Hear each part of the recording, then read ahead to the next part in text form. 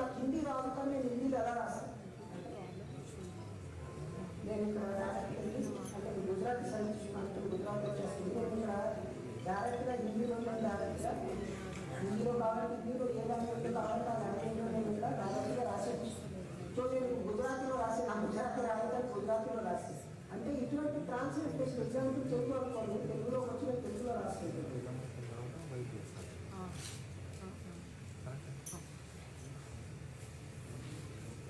దీంతో పాటు మీకు కాపీ పేస్ట్ మీరు ఎక్కడ కావాలంటే కాపీ చేసుకోవచ్చు. ఇది నేను కావాలంటే నాలో చాలా బతికిస్తుంటారు, రాయడం అంటే చాలా బతుకున్నారు. సో నేను మాట్లాడతాను. So we have created 45 minutes you can continuously speak. నార్మల్గా మీరు చూసుకుంటే కనుక ఏదైనా డబ్బు కానీ మొబైల్ కానీ 12 minutes తర్వాత ఆటోమేటిక్ ఆఫ్ అయిపోతుంది speak. So you can speak up to 45 minutes నేను మాట్లాడుతున్నాను. నా పేరు బుద్ధా చంద్రశేఖర్, నేను ఢిల్లీలో ఉంటాను.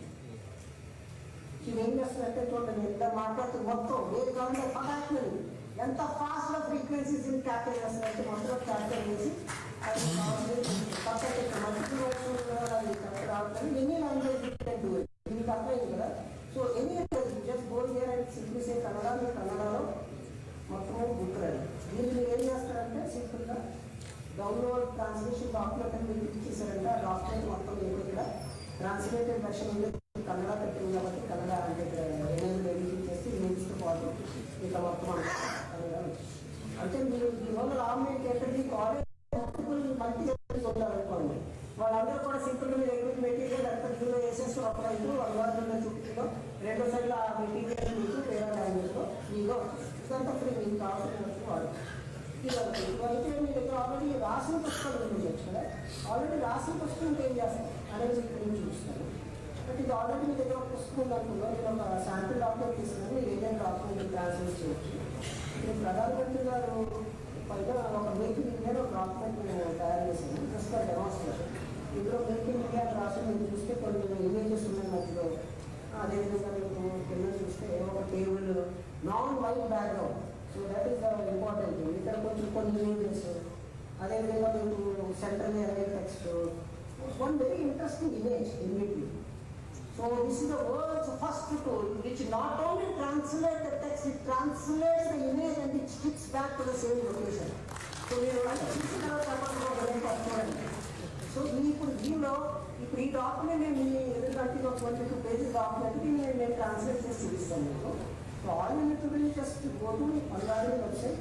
మీకు అనువాదం వెళ్ళిన తర్వాత ఆన్లైన్ డాక్యుమెంట్ ట్రాన్స్లేషన్ నేను క్లిక్ చేస్తాను. ఇది ఇంగ్లీష్లో ఉంటుంది. ఇంగ్లీష్ నుంచి నేను ఏమంటారంటే ఎగ్జాంపుల్గా నేను ఇప్పుడు హిందీలో కావాలంటే ఇది కానీ సెలెక్ట్ అడిగాను. నేను సెలెక్ట్ చేసుకొని డాక్యుమెంట్ అక్కడ చూసా డాక్యుమెంట్ మీరు పెట్టేస్తాను. Selecting document. Now this is interacting with our deep learning tool which we have created in house. It translates the document from English to Hindi or any language person. You can select a language, but with formatting. Xerox machine దగ్గరికి మీరు వెళ్తే ఒక xerox ఎలాగైపిస్తుందో కానీ వేరే లాంగ్వేజ్లో xerox వెళ్ళలేదు కదా. So అనువాదం స్పెషాలిటీ ఏంటంటే వేరే లాంగ్వేజ్లో కూడా మీకు ఎగ్జాక్ట్గా ట్రూ జెరాక్స్ అది దీంతో అంతా గొప్పతాయి. సో మీరు చూస్తే కనుక ఫస్ట్ ఒక ఇంగ్లీష్ వెర్షన్ ఇచ్చిన వైపు, రెండో వైపు హిందీ వెర్షన్ మీరు చూస్తే ఎగ్జాక్ట్లీ ఒక జెరాక్స్ కాపీ లాగా మీరు గుర్తుంటే కనుక బ్యాక్గ్రౌండ్ అనేది నాన్ వైట్ బ్యాక్గ్రౌండ్ ఏంటండి.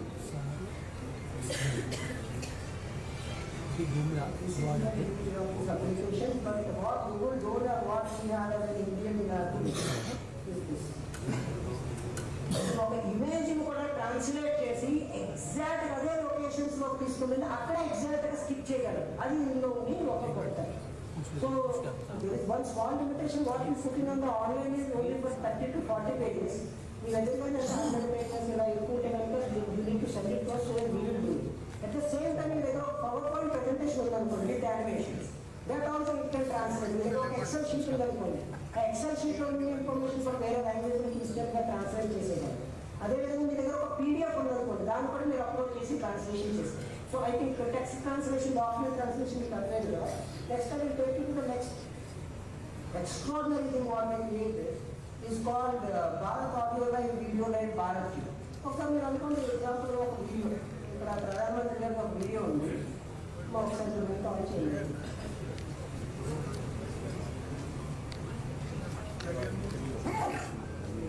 చూపిస్తుంది.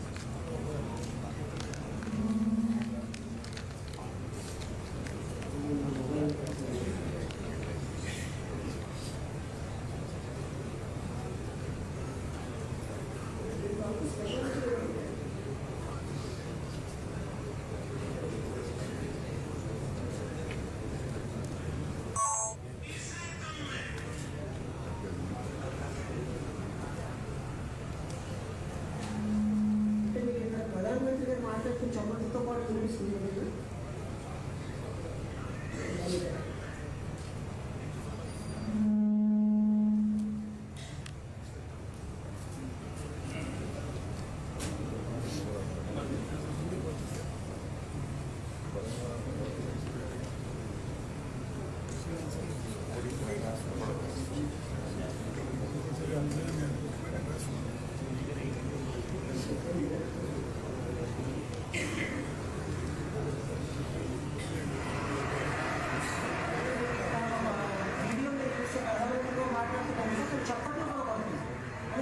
ట్రాన్స్లేషన్ చూసుంటారు. ఓన్లీ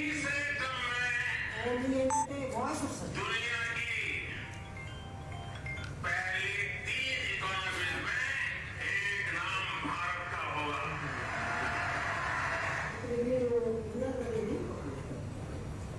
మీరు అంటే భారతీయంలో ట్రాన్స్లేషన్ చేసింది ఇక్కడ కాకపోతే ఇక్కడ మైక్ పని చేయలేదు. ఇందులో మీరు ఏం చేస్తారంటే ఏదైనా యూట్యూబ్ వీడియో దగ్గర యూఆర్ఎల్ పెట్టి హిందీలో ఉంది నా తెలుగులో కావాలంటే తెలుగులో వస్తుంది. నేను ఇక్కడ నా మొబైల్లో చూపిస్తాను. ఇక్కడ కొంచెం సౌండ్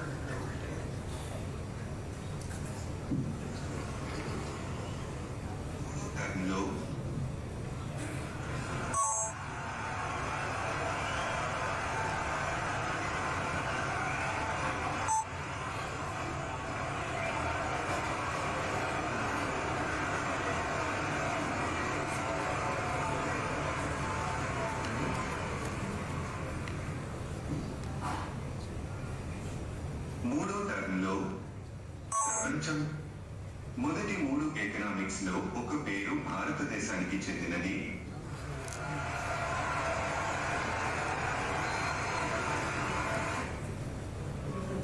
మైక్ ప్రాబ్లం ఉంది. బట్ మీకు అర్థమైంది కదా. అంటే text translation or audio translation with the background music, with clapping, everything included. You can translate literally online.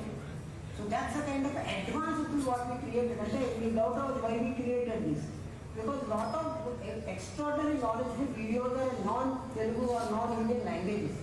So all we need to do is just copy that URL here and translate into Telugu or any other Indian language that you can listen, including the background music. You know, that's a wonderful thing what we created here. Audio problem only, but you can try even audio live also. If someone is speaking in one language, others can listen to any other Indian languages or foreign languages for up to 2 lakh people. So 2 లక్షల మంది ఒకేసారి మీరు లైవ్లో ఆన్లైన్లో వినొచ్చు. Video లైవ్లో ఏం జరుగుతుందంటే ఒక లైవ్ వీడియో స్ట్రీమింగ్ చేస్తున్నారంటే మీరు మీ కాలేజ్లో ఒక 5,000-7,000 people. So they can listen this in their own language. So we have a couple of other tools, but I would like to show this one. What happens here, again, you can hear it or not, but ఒక చదువురాని వ్యక్తి కూడా ఇందులోని ఒక form fill చేయొచ్చు. So అటువంటి facility కూడా పెట్టాం. ఎగ్జాంపుల్ ఒక రైతు ఉన్నాడు అనుకుంటా, ఆయన ఒక ఫామ్ ఎలా ఫిల్ చేస్తాడు? ఆయన చదవడం రాదు, రాయడం రాదు, ఆయన మాట్లాడి ఒక ఫామ్ ఫిల్ చేసే క్యాపబిలిటీస్ కూడా మేము వీటిని యూజ్ చేస్తాం. సో అంటే మైక్ పని but another thing call Ananta. Ananta is another very extraordinary thing. Imagine you have 500 pages of document, but you want to speak with that document. So మీరు 500 page document ఇంగ్లీష్లో ఉందనుకోండి, లేకపోతే హిందీలో ఉంది, మీరు తెలుగులో క్వశ్చన్ అడిగారు కూడా ఆన్సర్ చెప్తారు. ఎగ్జాంపుల్ నేను మీకు చూపిస్తాను. ఇక్కడ కబీర్ దాస్ అనే ఒక డాక్యుమెంట్ ఉంది. ఈ కబీర్ దాస్ అనే కవి హిందీలో ఉంది డాక్యుమెంట్. ఈ డాక్యుమెంట్ ఒక 3 పేజీ డాక్యుమెంట్. దీన్ని తెలుగులో క్వశ్చన్ అడిగింది.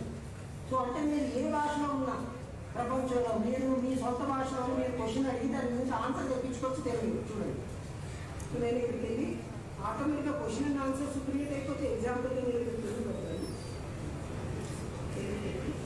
ఇక్కడ తెలుగులో వచ్చేస్తుంది. దెన్ ఆస్క్ క్వశ్చన్కి వెళ్ళి మీరు ఇక్కడ ఒక క్వశ్చన్ అడగవచ్చు. ఎగ్జాంపుల్ కొన్ని క్వశ్చన్ అడిగి మీరు లాస్ట్ క్వశ్చన్ చెప్పండి. సో మీరు ఎప్పుడైతే క్వశ్చన్ ఏం చేస్తుందంటే ఈ డాక్యుమెంట్ ఇంగ్లీష్ హిందీలోని డాక్యుమెంట్ని తెలుగులోని అర్థం చేసుకొని తెలుగులో మీకు రిజల్ట్ ఏంటంటే ఇది మొత్తం తీసుకొని వచ్చి ఈ డాక్యుమెంట్లో సో అటువంటి ఫీచర్స్ అన్నీ కూడా ఇందులో మీకు పెట్టారు. మీరు సమ్మరీ కూడా తీసుకొచ్చి ఇక్కడ కస్టమ్ సమ్మరీ అది ఆటోమేటిక్గా మీకు సమ్మరీ క్రియేట్ చేసి డాక్యుమెంట్ 1000 పేజెస్ ఉన్నా కూడా అసలు ఈ డాక్యుమెంట్ ఏంటి అంటే మీకు ఒక దగ్గర కొంత డాక్యుమెంట్ కూడా ఇది కూడా మీ దగ్గరికి ప్రసిద్ధ భారతీయ కవివేళ శుభ్రుడు తప్పసాగు మోడల్ అని చెప్పేసి ఈ డాక్యుమెంట్ ఏముందనేది హిందీలో ఉంది మీకు తెలుగులోని ట్రాన్స్లేట్ అయ్యింది. ఇలాగ మన దగ్గర చాలా టూల్స్ ఉన్నాయి. డిక్టేషన్ టూల్స్, భాషాదానం చెప్పి video translation tools, speech to speech tools, చాలా 3D audio, 3D bass booster, equaliser, speech volume changer. ఇందులో ఇంపార్టెంట్ ఏంటంటే కోడ్ ఇంజనీరింగ్ జనరేట్ వేయాలి. సపోజ్ మీ దగ్గర కోడ్ ఇంజనీరింగ్ స్టూడెంట్స్ వచ్చి ఇంకా వాళ్ళు వచ్చి నేర్చుకోవచ్చు. ఒక సివిల్ ఇంజనీరింగ్ స్టూడెంట్ ఉన్నాడు అనుకోండి ఎగ్జాంపుల్, ఆయన వచ్చి ఇక్కడ ఎగ్జాంపుల్గా పెట్టవచ్చు తెలుగులో నాకు సివిల్ ఇంజనీరింగ్ కోసం మొత్తం చెప్పండి అంటే తెలుగులో మొత్తం చెప్తాను. పురాణ నాలుగు మధ్య రోజు కోసం చెప్పండి అంటే దీనిలో మొత్తం నాలుగు క్వశ్చన్స్ స్ట్రక్చరల్ ఇంజనీరింగ్ కోసం, జియో టెక్నికల్ ఇంజనీరింగ్ అదంటే మొత్తం తెలుసుకోవచ్చండి. ఎగ్జాంపుల్ ఇందులో స్ట్రక్చరల్ ఇంజనీరింగ్ కలిపి టాపిక్స్ లేకపోతే భారతదేశంలో స్ట్రక్చరల్ ఇంజనీరింగ్లో పాపులర్ కోర్సెస్ ప్రాజెక్ట్స్ ఏముంది మొత్తం అన్నీ కూడా దీనిలో స్ట్రక్చరల్ ఇంజనీరింగ్ సివిల్ ఇంజనీరింగ్ కావాల్సిన మొత్తం మెటీరియల్ దీనిలో ఫ్రీగా ఉంటుంది. ఎగ్జాంపుల్ చూడండి, నిర్మల్ లోడ్ భావన వివరించండి అంటే ఇది మొత్తం ఇక్కడ మీకు అది ఏంటనేది మీకు ఒక ఆడియో రూపంలో అదేవిధంగా మీరు ఇక్కడ చదువుకుంటుంది. మాతృభాషలో ఏ భాషలో కావాలంటే ఆ భాషలో మీకు వచ్చేస్తుంది. సో ఇది కూడా ఒక మీలో తయారు చేసి మీరు ఎడ్యుకేషన్లో వెళ్తే కోడ్ ఇంజనీరింగ్ జనరేట్ చేయలేదు. ఇంకా ఇమేజెస్ మీరు ట్రాన్స్లేట్ చేసుకోవచ్చు. ఒక హ్యాండ్ రిటన్ డాక్యుమెంట్ ఎగ్జాంపుల్ ఒక హ్యాండ్ రిటన్ డాక్యుమెంట్స్ ఇస్తాను లాస్ట్ టైంలో. సో ఒక తెలుగు డాక్యుమెంట్ తీసుకుంటాను నేను తెలుగు ఆడియన్స్ వచ్చేసి. సో మీ టైప్ రైట్ గుర్తుందంటే కదా 18th century టైప్ రైట్ నేను అందులో ఒక డాక్యుమెంట్ తీసుకొని మీకు ట్రాన్స్లేట్ చేస్తాను.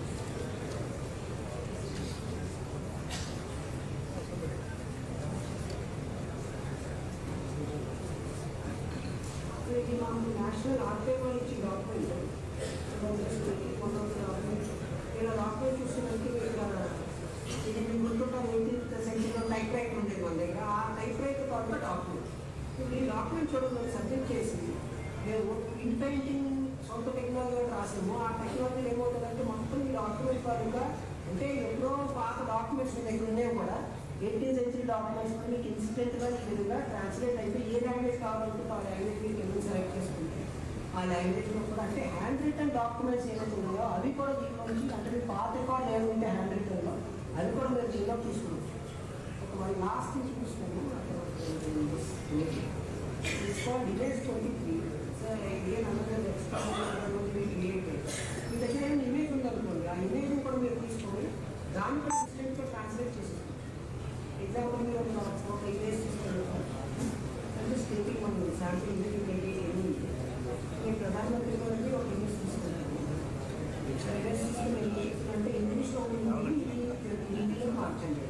సో ఒరిజినల్ ఇమేజ్ చూస్తే పైన కనిపిస్తుంది మీకు టెక్నాలజీ ఏం చేస్తుందంటే ఇది ఇన్స్టెంట్గా ట్రాన్స్లేట్ అయిపోయి ఎడిటబుల్ ఫార్మాట్లో మీ ఎదురుగా దీని తాలూకా ఎదురుగా వస్తుంది. అంటే మీ దగ్గర ఏమైనా ఫొటోస్ తీసి ఏమైనా ఉంటే కనుక మీరు అవి కూడా తీసుకొని వాటిని కూడా మీరు ఇన్స్టెంట్గా వేరే లాంగ్వేజ్లోకి మార్చుకోవచ్చు. దాని కలర్స్ కాంబినేషన్ ఏం కావాలి అది ఎగ్జాంపుల్ నేను హ్యాపీ చేయాలనుకుంటున్నాను. ఇన్స్టెంట్గా కరెక్ట్ అయిపోతుంది అది అయిపోతే దీన్ని పిఎన్జీగా డౌన్లోడ్ చేసుకొని డైరెక్ట్గా తీసుకోవాలి. So this is one tool which we created to ప్రధానమంత్రి గారు ఎప్పుడు సబ్కా సాత్ సబ్కా వికాస్ అంటే అందరినీ కలుపుకొని వెళ్ళాలంటే మన గ్రామీణ ప్రాంతాల్లోని ఎవరైతే తాండాలో ఉన్నారో వాళ్ళందరికీ కూడా ఇటువంటి పుస్తకాలు ఇస్తే మనం ఒకవైపు ఇంగ్లీష్లో ఇంకోవైపు వాళ్ళ మాతృభాష ఈ సొల్యూషన్ ఈ అనువాదం అనేది ప్రొవైడ్ చేస్తుంది. సో మీకు ఏదైనా డౌట్స్ మీకు ఏదైనా హెల్ప్ కావాలన్నా కూడా అనువాదం మీరు నాకు కాంటాక్ట్ చేయొచ్చు. నా పేరు బుద్ధా చంద్రశేఖర్, నేను ఏసీటీలో పనిచేస్తుంటాను. సో టెక్నాలజీ మీకేం డౌట్స్ ఉంటే కనుక please feel free to contact. Thank you.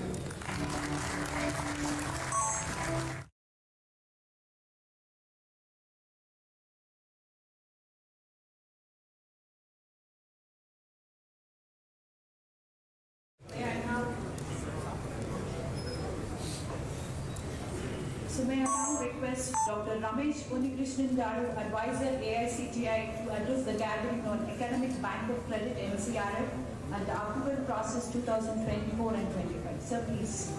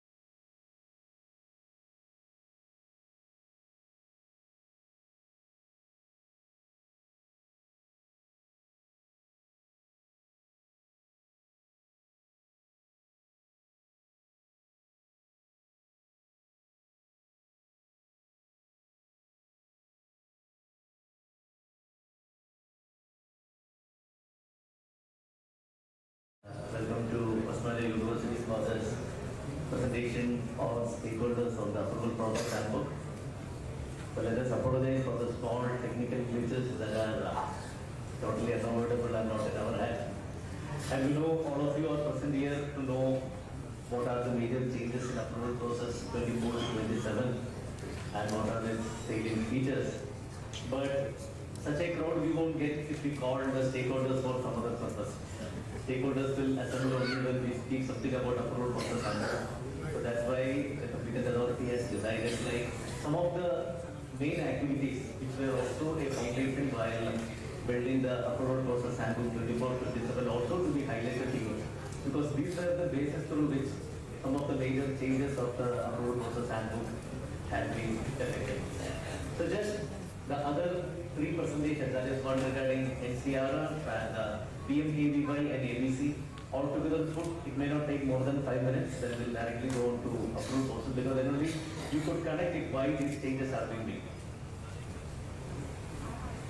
National Education Policy or the new education policy, whatever we would like to call, all of you know, this is the shortest and the clearest roadmap for our country to become Vikasit Bharat by 2047. It was implemented in the year 2020 and the initial 3 years. So we all were, including you, we and all, we all were busy in disseminating to the stakeholders, various stakeholders like what is NEP 2020, what are the salient features, what are the roles expected out of students, what are the roles expected out of teachers and how we could together embark this change. As you all know sir, this NEP, the major highlight is, it is a student-centric learning and with the erstwhile school system of education. When a student reaches the present 7th standard, so he or she must be able to realize within himself or herself, like what are the hidden talents in me, what is the skill set on which, if trained properly, I will be mastered, or I could become a regular. And accordingly for the teachers also, sir, when the student reaches the 7th standard, he or she should be able to identify the hidden skill in each student and to give him his choice of subjects in his medium of preferred language. This is the beauty of new education policy. And some of the salient features of NEP are, we are promoting multiple entry, multiple exit, and a unified credit framework, and also multidisciplinary education. So sir, the qualification framework we can broadly classify into 3. The national curriculum framework is meant for the school education. The national skill qualification framework is meant for vocational education.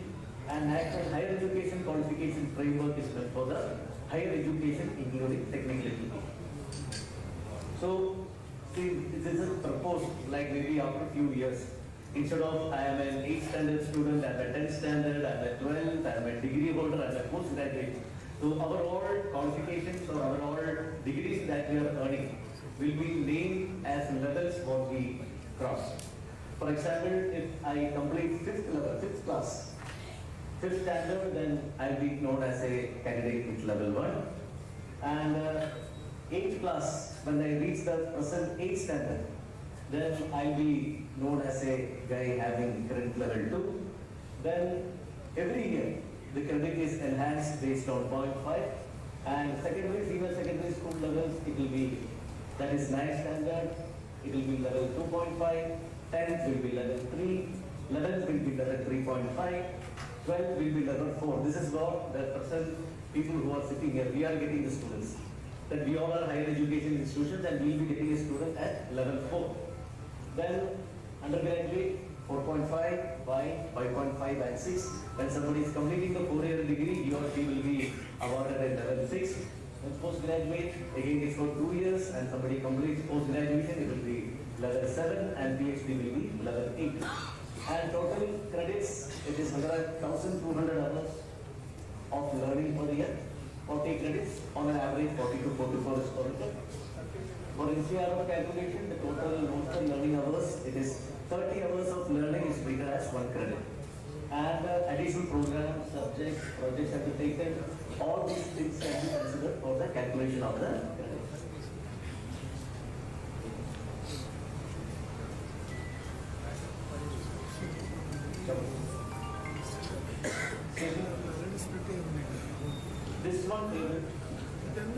This one table, this is a pictorial representation of multiple entry, multiple exit and NCR, exclusively prepared by AICTE for our own institutions. So very simple presentation, you can just see 10th standard, it is level 3. Then somebody wants to leave for this reason, want to he or she after completing 1 year after 10. So there are 2 options for him. Either he can get a certificate of vocation or he can be getting 11th standard. And if somebody is quitting at 12th or if at the level of 12th, after 2 years from 10th, he or she will be given either a 12th standard, or if I am getting trained on a vocational education, then I am empowered to get an ITC. Then first year, then after that they are entering the first year of higher education. And if somebody is quitting after completion of 1 year study, then he or she will be getting a UG certificate in engineering. If I am quitting after second year, then I will be getting a UG diploma in engineering. If I am quitting after third year, due to the best reason, then I will be getting a bachelor of vocation. In the fourth year, if I am quitting, or if I am completing the 4th year of study of my higher education, then I will be getting an undergraduate degree. Again, he or she may join for the post-graduation, and instead of 2 years, for the best reason, I am forced to quit at the first year itself, then I will be getting a postgraduate certificate or a master of vocation. And if I am completing the entire 2 years post my degree, then I will be getting a postgraduate degree or a MTech. And the last stage is the PhD. And so here also the beauty is that we are permitting a student to go out, he can work, and he can come back and join within a span of 4 years. And the beauty is that this 4 years of work, whichever domain I am doing, so while he is coming back to join the course of study, so we are developing mechanism wherein his experience and his learning what he earned from that working experience, if it matches whatever I have learned, I should have learned if I sit in the class. That can be criticized and it can be used for my further work. So that's all regarding the national credit framework. Now, moving on to next. Next slide, please. Excuse me. Next one.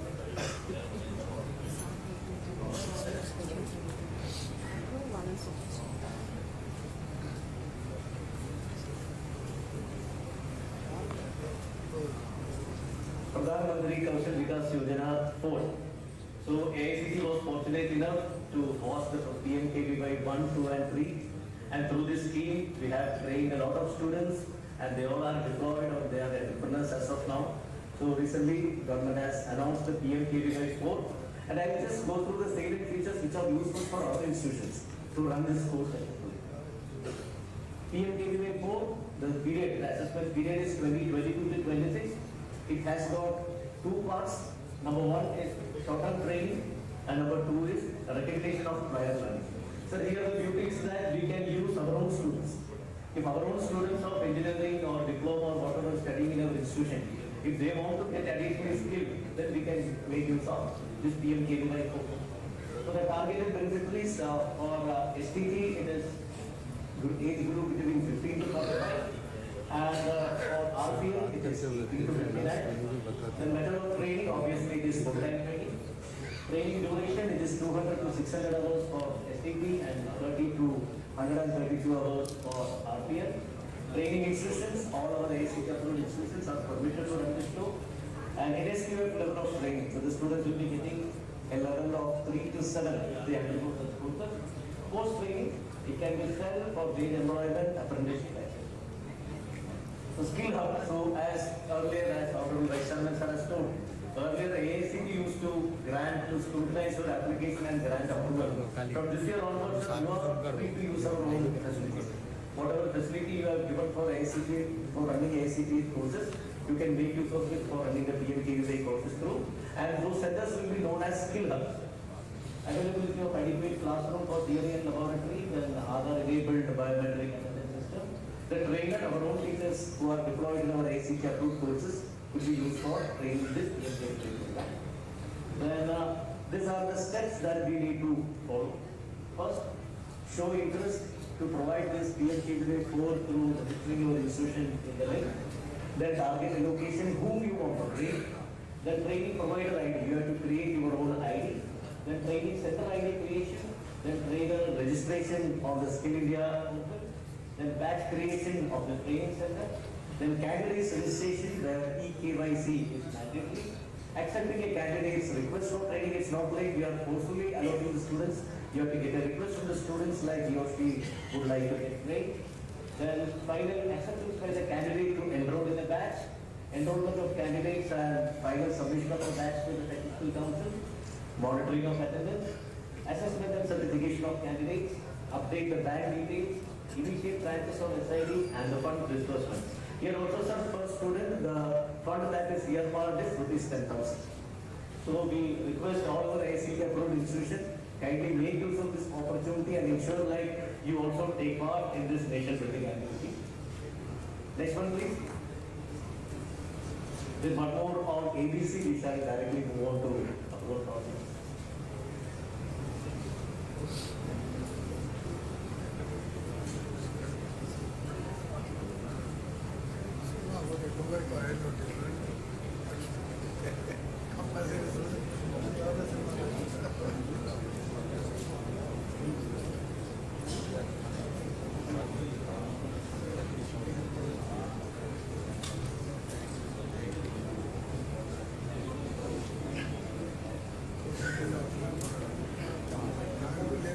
Academic bank of credits, we are sure all of you might be aware of ABC.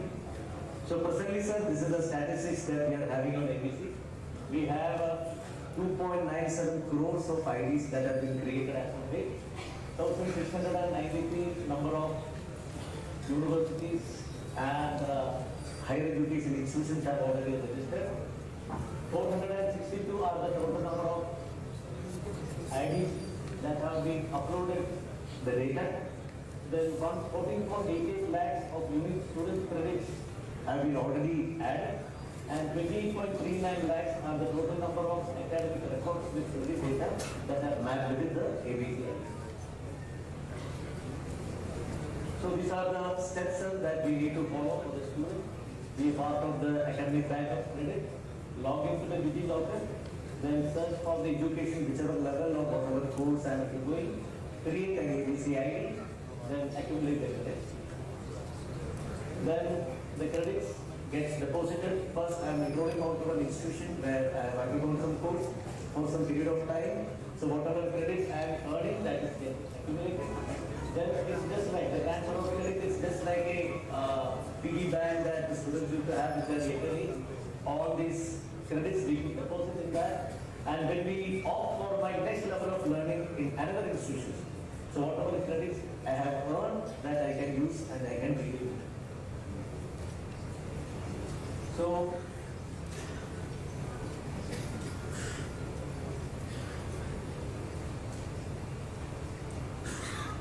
this is just a nutshell of what you mean by ABC. ABC is an academic service mechanism. It's a digital virtual online entity established by the UGC. ABC operates based on formal credit system that includes recognition, accumulation, transfer, and redemption. The system promotes distributed and flexible teaching methods. These are the eligibility conditions. Earlier there was some confusion regarding only it shall be between NAC category 1 to category 2 or category 2 to category 2 and all. Now UGC has done it with all those things. The University Grants Commission has amended the academic bank of credit regulation to bring all higher education institutions under the same plan. All universities, colleges and autonomous education institutions can now take part in the ABC system, irrespective of their national assessment and accreditation council rating and the NIR ranking. So that's all the role of that's all regarding ABP. I think now we should move on to approved process handbook. This technical glitches are just disturbing this entire presentation. Can you go to the AICTE? You are not playing the slide what we have given actually.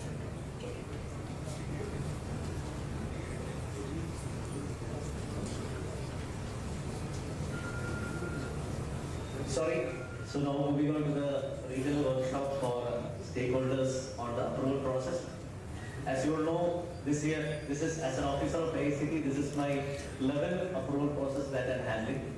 And this is, I could say, this is the beautiful, one of the most beautifully redrafted, overhauled and re-engineered approval process handbook that we have seen. Completely, we believe in our institutions, and if you are good and if your quality is high, then sky is limit to you. That is what has been the basis of AICTE while drafted this approval process handbook. We initially go through what are the major changes that are there with respect to approval process 2023.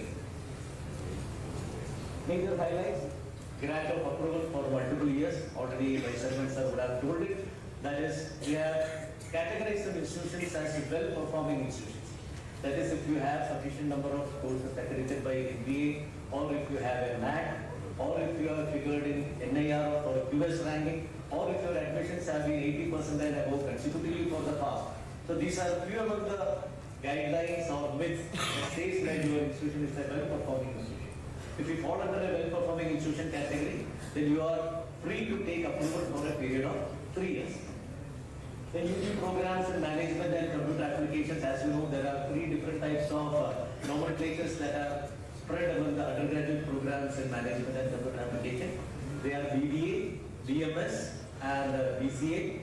So this time AICTE is inviting all our institutions, higher education institutions, which are offering BBA, BCA, BMS to come to AICTE. And it's a red carpet welcome to all of you, and we'll be granting you the approval. Third one is our expansion, increase in intake and new course.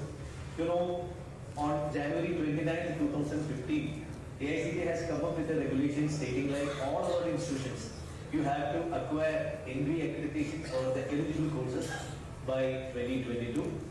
In between COVID and all came, so we have extended that to 2024. Those things will happen as it is. So it is mandatory like all of you have to take NB accreditation in the due course of time.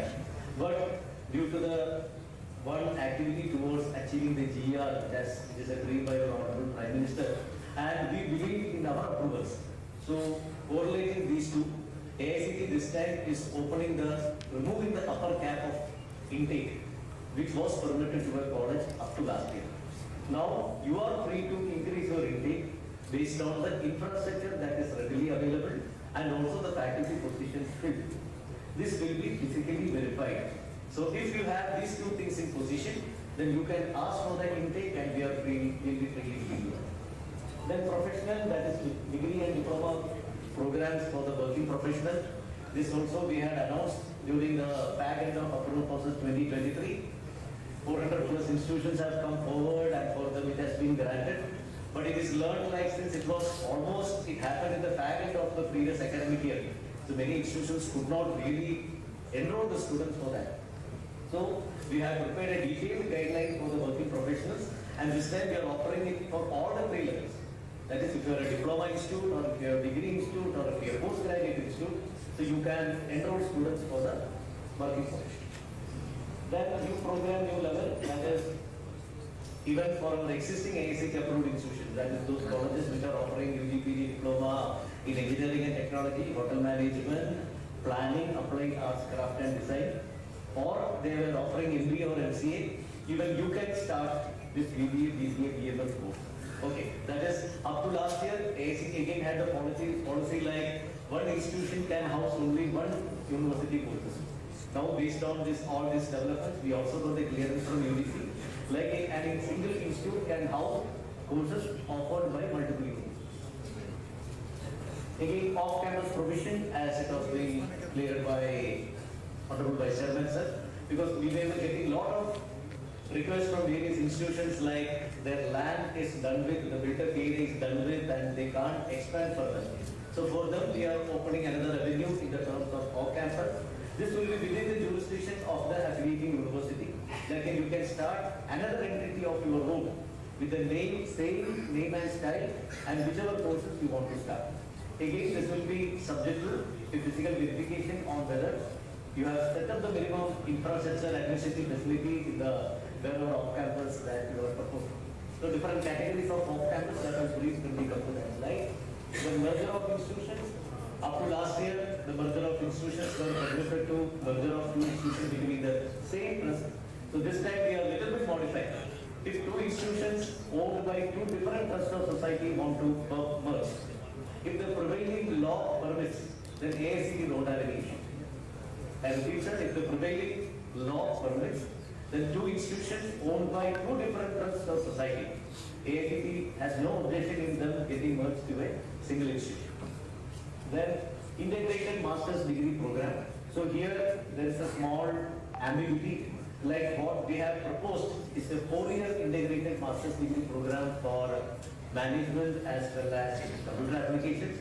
But personally you would have seen my first presentation where we have seen like somebody is about to get a master's degree only after 4 years. So we have already written to UGC for a clarification. That is for the BBA, BCA institution. For the students who complete the BBA, can they be awarded a post-graduation post 1 year of study? We are just awaiting for that justification from UGC. If they permit, then this will be coming out to AICTE. Or as the integrated course in management or MCA, that will be remaining as the previous 5-year duration course. Then reduction in the complex burden. As you know, in the previous up to the last year, when we see the Appendix 16 or Appendix 17, it had a series of documents, 30 plus documents. So we had Vice Chairman sir and Chairman sir were very particular, like we should reduce the number of documents and which were what documents could be correlated. Such documents all are removed. Now only very few documents we are asking. If you are a trust, we will be asking you a registration document. Then if you have land, we will be just asking how much land you have and whether on what mode you own the land. And also whether the land could be used for education purpose. Then directly coming on to the building, whether you have the complete building plan approved by the competent authority and whether it has got the occupancy certificate issued and fire notice there. Then directly going on to the syllabi, whatever course you are offering, if the affiliating university that you propose, if they have these courses enlisted with them, then we are okay with it. With this, we are directly moving on to the grant of approval to the institute. Then more clarity on the approval process for ODL and online learning. So you could go through the APs. We have made whatever ambiguities we had or whatever doubts our stakeholders had till last year, we have tried to address all the queries. Then all ICT approved institutions are empowered to run the skill courses, that is BWOC, whatever courses you are free to run, you are free to use our infrastructure, you are free to deploy your faculty members. Only with whatever courses NSDC proposes, you are free to run it without ICT approval. The essential norms for ICT approved institutions are made more explicit. The introduction of assistant professor and associate professor of practice in emerging areas. That is, UGC had already come up with a professor of practice, and AICTE 2019 they have introduced the concept of emerging areas. And we all know that the emerging areas may be AI, ML, data science, AR, VR, cyber security. We are not getting that senior level faculty members who are well trained in it, but we are getting ample number of experts from the industry. So AICTE is coming out with a policy where we could, based on the experience or based on the qualification, we can hire somebody from the industry, and he could be termed as assistant professor of practice or associate professor of practice or professor of practice based on his level he is occupying in the organization and his level of knowledge domain he has. So this also soon, before the approval process gets completed, this also will be coming out the picture, and you can use them for a particular period of time. Then revised penal action clauses for the violation of norms and emphasis on innovation through the innovation programs and IIC. You all might be aware, up to last year we had regional offices in India, we had 8 regional offices and 2 camp offices per over. And all the activities, this was just, all these offices were functioning as a mini AICTE head office. And due to the policy change, the regulation activities are being transferred to the head office. And all these regional offices which we had in various locations, they are to be now termed as innovation centers. And these centers will be working to help the students and teachers of, especially from the Tier 2 and Tier 3 colleges, to help them in filing a patent, to help them in getting funding from various agencies, and to help them in providing whatever quality parameters that we exist, so that there is no Tier 2, Tier 3 institutions in the near future. This is also earlier, even as I told, even I also was fortunate to be part of the previous APHS, but it was very difficult to correlate one activity with the next thing. Because what are the annexures, what are the appendices and all, whether this clause can corresponding clauses appearing in which page, it is very difficult to identify. So this year, sir, it is just like a poem, the APH has been drafted. Chapter 1 carries everything related to new institutions. Chapter 2, everything related to existing institutions. Chapter 3, collaboration and winning program. Chapter 4, grant of approval for universities. Chapter 5, ODL and online. Chapter 6, standard norms and requirements. Chapter 7, penal actions, and Chapter 8 is do's and don'ts. With this, the APH is closed. New institutions, as you know, now there are so many regulatory councils are available. There are medical council is there, dental council is there, UGC is there, AICTE is there. So Government of India wants to know every year how many new institutions are coming in total. Just to know that, from last year we have insisted, like all the Chapter 1 applications, whoever is coming up for the first time to ICT, they will be coming to the portal of NSWS. Once you register there, then you will be redirected to the AICTE portal. So that finally, when the approvals are over, Government of India will come to know, putting all the domains together, how many new colleges have come up with that particular year. Then eligibility, as of now, as you know, we permit trusts, societies and Section 8 companies in addition to government and government universities to start new institutions. Then programs, diploma, UG, PG in engineering and technology, UG, PG in management, UG, PG in computer applications, diploma, UG, PG in planning, diploma, UG, PG in hotel management and catering technology, and diploma, UG, PG in applied arts, crafts and design. These are the various levels of programs that AICTE grants approval to. Then engineering and technology, there is a small rider if somebody is coming for the first time. So we are insisting like there should be minimum 3 core branches and 1 emerging area branch, so that we could grant permission to a brand new engineering branch. TR, the technical education regulatory charges, and what are the documents that are clearly mentioned in Appendix 16, which I did not read.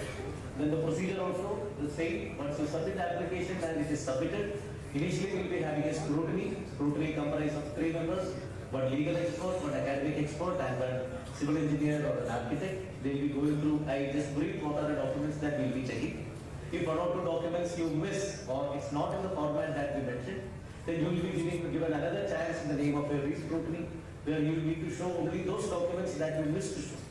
And with that, we will be directly going on to EBC. All of you know, up to 2019, expert visit committees used to come to the institutions physically, comprising of 2 academicians and an architect. And during the COVID period, we were the first regulatory body that introduced the concept of online visits. But now this year onwards, because online visits, obviously, it's too much of money saving for AICTE, time saving for AICTE, but the process has its own lacuna too, to some extent. So this year, the Competent Authority has decided like it can be online mode, it can be offline mode, or even it can be blended mode, where 2 experts will be joining online and 2 experts will be visiting. Based on it, it is randomly selected. So we can't predict it for my institution it is online, for your institution it is offline. It can be of any 3 of these methods. The existing institutions offering or intending to offer BBA, BCA, BMS and taking approval for the first time. So we would just like to say like it is clearly an as-is where-is basis. It is not like one fortnight AICTE got a dream like from this year onwards BBA, BCA should come to us. It's not like that. Actually, the AICTE Act itself envisages, like, without specifying the level, the program management, whether it is at UG or PG, it has to be with the AICTE. And for the BBA, BCA colleges, sir, don't worry at all. I know because we also got some feedback. Some of the colleges are contacting some nearby engineering colleges and asking, the AICTE means what? So these people are telling AICTE means they will check the land, they will check the building, they will check the computer, headcount of teachers, number of books, the furniture, everything, and they are frightened. So, sir, with the permission of chairman, vice chairman, sir, and all the higher-ups, we are announcing that it is a red carpet welcome for all the BBA, BCA colleges on as-is, where-is basis. Wherever you are, whatever you are, whichever mode you are offering, however you are offering, who is teaching, everything we are accepting as it is.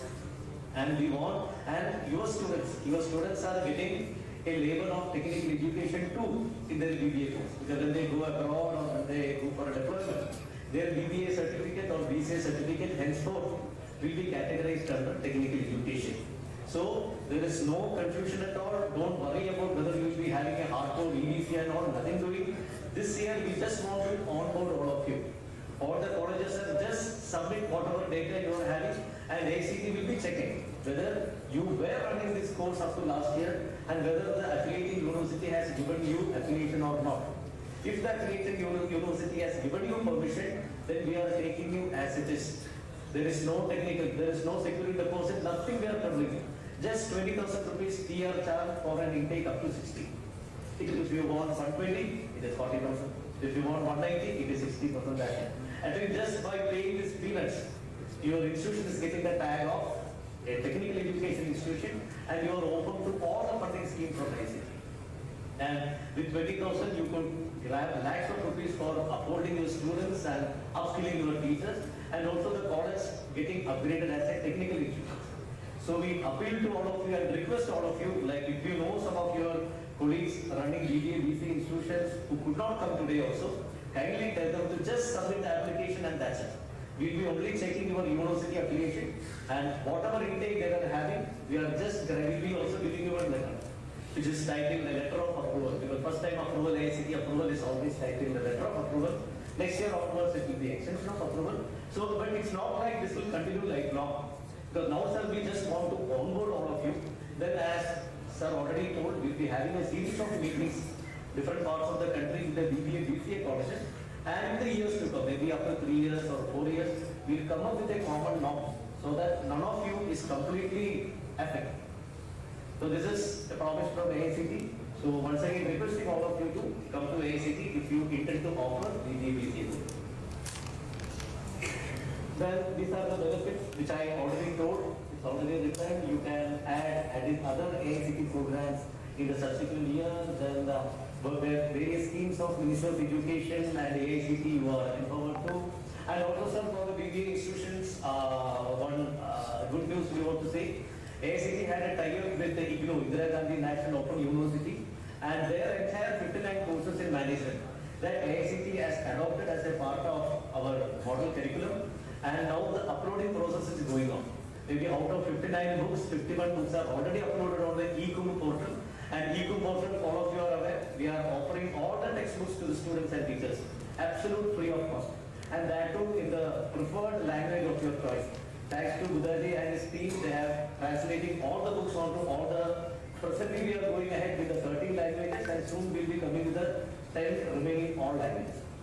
With this also, we appeal to all the colleges, kindly make use of our eCoom portal and all the originally created content. It is absolutely available free of cost to all the students and teachers. So for the BBA, BCA colleges also, sir, the entire course material of IGNOU is now available on the eCoom. 51 books are available as on date. 8 more remaining will be completing maybe in 1-2 weeks time. Once it is done, then Budaji's team will be translating that to all the 13 languages so that the students, they need not worry regarding the medium or which is the best language in which the study materials are getting registered onto my mind. Then regarding existing institutions, only EOA, sir, as it is, just if you don't want anything new, then just go and click on only EOA and you will be granted the exception of approval. Then multiple years of EOA, as I already told, this is open for the well-performing institutions. That is, if you have a certain percentage of your course accredited by NBA, NAC, or if you have figured in QS, TH, or NIR, or if you have admissions minimum 80% in the last 3 years, then you are known as a well-performing institution and you can opt for multiple years of approval. Then increase in intake and new course, as I told, sir, up to last year we were insisting on NBA accreditation, valid, unused for grant of increase in intake or new course. So even though that rule prevails, that is NBA is mandatory, you have to get NBA accreditation by 2024, no go from that. But for increasing your intake, as I told, in line with enhancing the GR of our country and for rewarding the good institutions. So we are opening the limits. So if you have infrastructure already built, it is ready to use, and if you have faculty, filled faculty position in place, then you can go for an enhanced intake. AICTE will be certainly sending an EBC. Again, we can't predict it will be online, offline, or hybrid. But this time they won't be checking the land documents. They will be checking only you have additional infrastructure ready for the increased intake shortfall, and you have filled faculty for the increased intake shortfall. Then emerging, when you go for new course for increasing intake, you are not restricting like you should go only for emerging area. You can even go any of the course. It can be emerging, it can be multidisciplinary, or it can be conventional courses. Then 3 core branches for an institution we still stick on. It is mandatory because Honorable Prime Minister's dream of Make in India should be realized only if we have sufficient number of civil engineers, mechanical engineers, electrical engineers, and electronics engineers. And AICTE is now doing a series of dialogues and videos recorded with the various industry experts. Like what are the openings available in mechanical domain, what are the openings available in electrical domain. Everyone knows the salary of Satyananda, but nobody knows the salary what Honda CEO is getting. So these are the things that we are spreading to the CBSE schools and to the engineering colleges, motivating our students to stick on to the core engineering practice. Then regional language, if you opt for one batch of regional language, then that batch, and also if you opt for working professionals. So these things will be counted as supernumerary. Why we are reiterating that the supernumerary seats won't be counted for calculating the faculty-student ratio. The faculty-student ratio will be calculated only for the approved intake for running the general courses. Whatever supernumerary seats you are taking, it's good because you are good, that's why you are being given it. But this won't be counted for calculating the student-faculty ratio. Then closing mechanical and starting something new, or closing civil and starting something new. This is not permitted. You start whatever you want, but don't close and start something in lieu of that. Reduction in intake and increase is permitted. Reduction in intake and starting is permitted. But closing something and in lieu of that starting something new is not permitted. And also for all sorts of increase in intake or new course, expert visit committee will be there. Again, sir, this will be only checking the infrastructure availability and its readiness for new and the faculty positions filled. Increase in intake PG courses can be converted to emerging area courses because unfortunately we were getting a lot of requests from the institutions like the PG seats are not getting filled. Or can I change the name of the nomenclature of the PG course or PG program? So since the problem is a real program, so we have come up and we are permitting you, you can convert the PG courses into the PG courses that are falling under emerging areas. Then we are also permitting courses can be offered in collaboration with industry. Already 1 or 2 models we have already approved.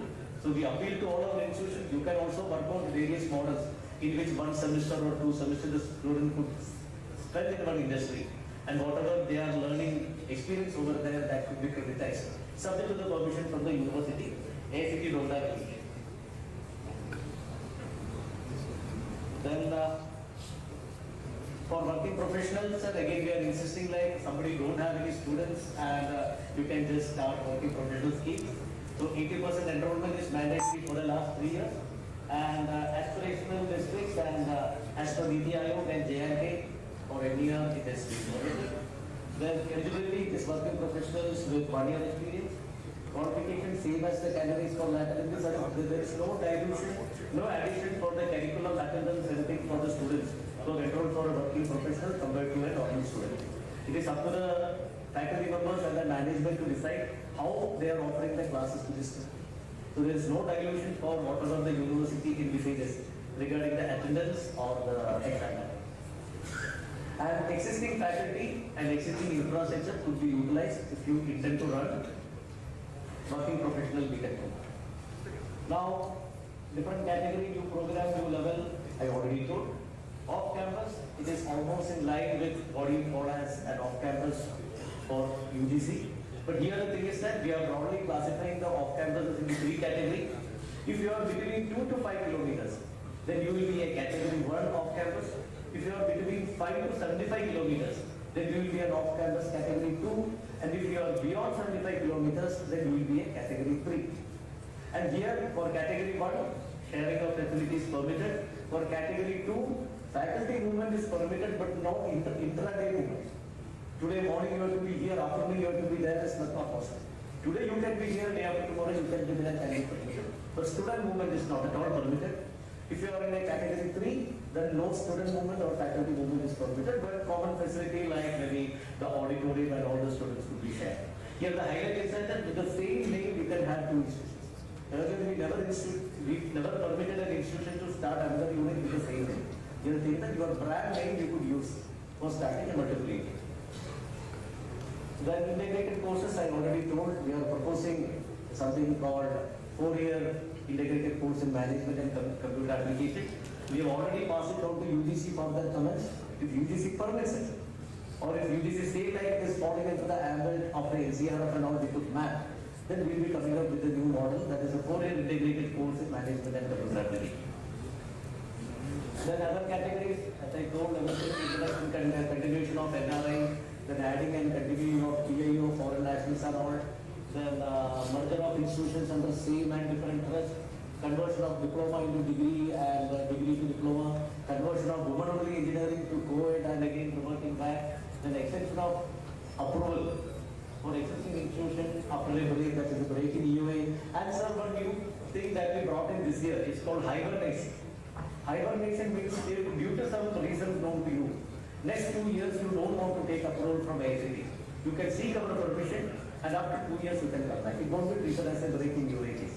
Up to this year we didn't have such a facility, but we were getting a lot of requests from various stakeholders like there is no other way because if they want to expand it or if you want to refurbish the buildings and all. So we are permitted to take prior approval from AICTE for not to take our approval for the next year. PGDM institutions, manpower, everything is same as it is. Institutions which are running PGDM, PGCM program courses in standalone mode are not permitted to start MBA. You have to clearly note this because AICTE only in 2020, all of you know the reason we have told you to separate. If you were running MBA and PGDM in the same institution under the same ID, you were told to differentiate it into 2 different institutions. So that policy remains as it is. But this PGDM, PGCM institutions, they can start any other program. You are free to start BBA, you are free to start BCA, you are free to start engineering, whatever you want to start, except MBA. That is, MBA and PGDM cannot be run under a single ID. This needs to be clear. Engineering intake or new course other than postgraduate and MBA affiliated can be started without NP, as I told. If you have infrastructure and faculty in position, we are free to do it. Everything, and we were received of various requests from institutions regarding those PGDM institutions that are offering fellowship in management. Because for the fellowship in management, we are permitting only associate professors and professor level people to guide PhD students. So this time we had come up, even if a faculty member of assistant professor came, if he has fulfilling the guidelines like I have to post PhD publication, which is as envisaged by UGC to empower him to become a guide, AICTE also don't mind. That is an assistant professor having requisite qualification to guide an FPL program. Collaboration and training program, as it is what UGC is permitting, that we are also permitting. We have 4 categories, that is joint degree, foreign collaboration, training program, and dual degree. And one thing, sir, foreign organizations are not permitted to run the course here and award the degree there. Earlier, we had from 2013 to 20, we had some exclusive cases where the Indian institutes were running here and they were running given a foreign degree. Now nothing doing. Completely if everything is happening here, then a degree has to be given from here. So this is the same as it is what UGC is offering. Then grant of approval to universities, again, central universities, state universities, if they are willing, they can come to AICTE for the technical programs. For institutions deemed to be university, taking AICTE approval is mandatory. And Honorable Chairman, Vice Chairman, through the Secretary of Higher Education, they have already requested all the state governments. Like if there is a state private universities, and if they intend to offer any technical program, then let us make it mandatory, like let us come to AICTE and we will, as a second interest of the students, because many students who are going abroad, if they are not from IIT, NIT, then certainly they are asking, do you have an AICTE approval or not? Then it is not possible to quote Bharatidas and Tejman and all those things, it is not required, that is not required, even your civil system. So it's an appeal from you, like all the private universities, if you intend to take approval from AICTE, you are welcome. Then grant of approval to offer ODL online course, again not much changes, whatever we were having, it's almost the same we are continuing. Then norms and standard, again no much changes. And just only thing, the way in which we are presenting to you, earlier it was a lot of repetition, now it is a single table through which we are giving you what are the norms and standards required, how many number of classrooms, how many number of laboratories, what are the common facilities, what can be shared, everything is now given in a single table.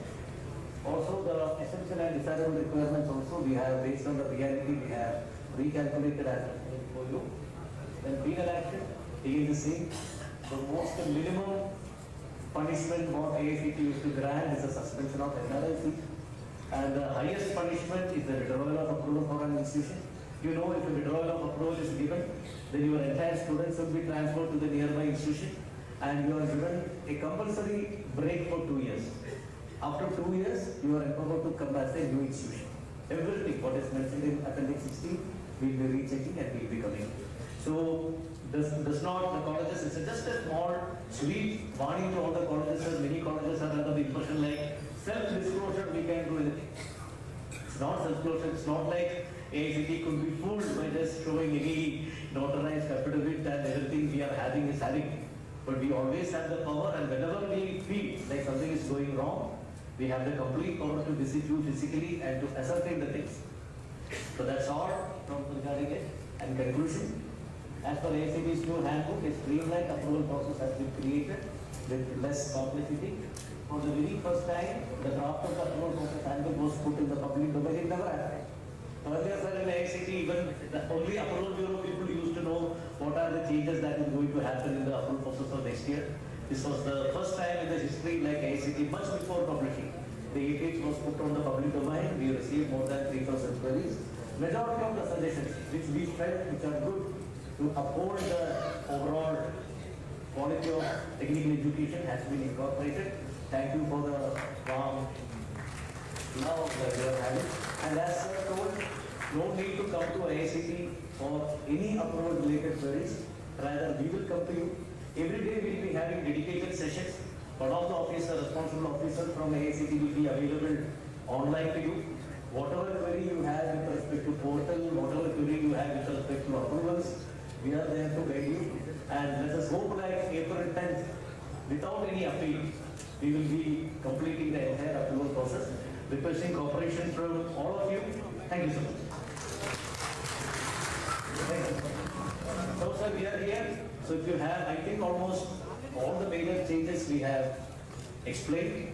Still you feel like some points need to be explained again. So if you have any doubts to be addressed, so Honorable Vice Chairman sir and you all will be here.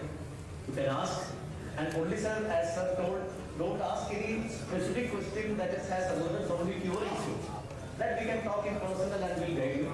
So regarding this process, the process that we explained, the changes that we explained, if you have any doubt, so we are open to you. Mike will be there and we'll try to answer. Somebody to hand over the mic.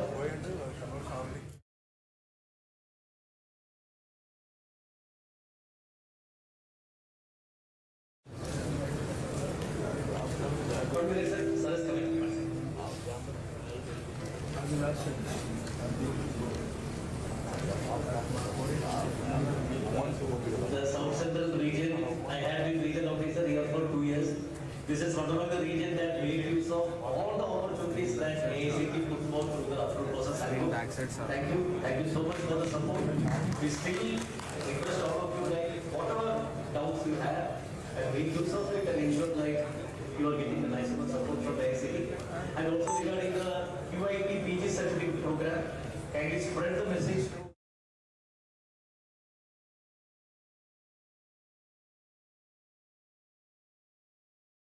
will be bound by AICTE.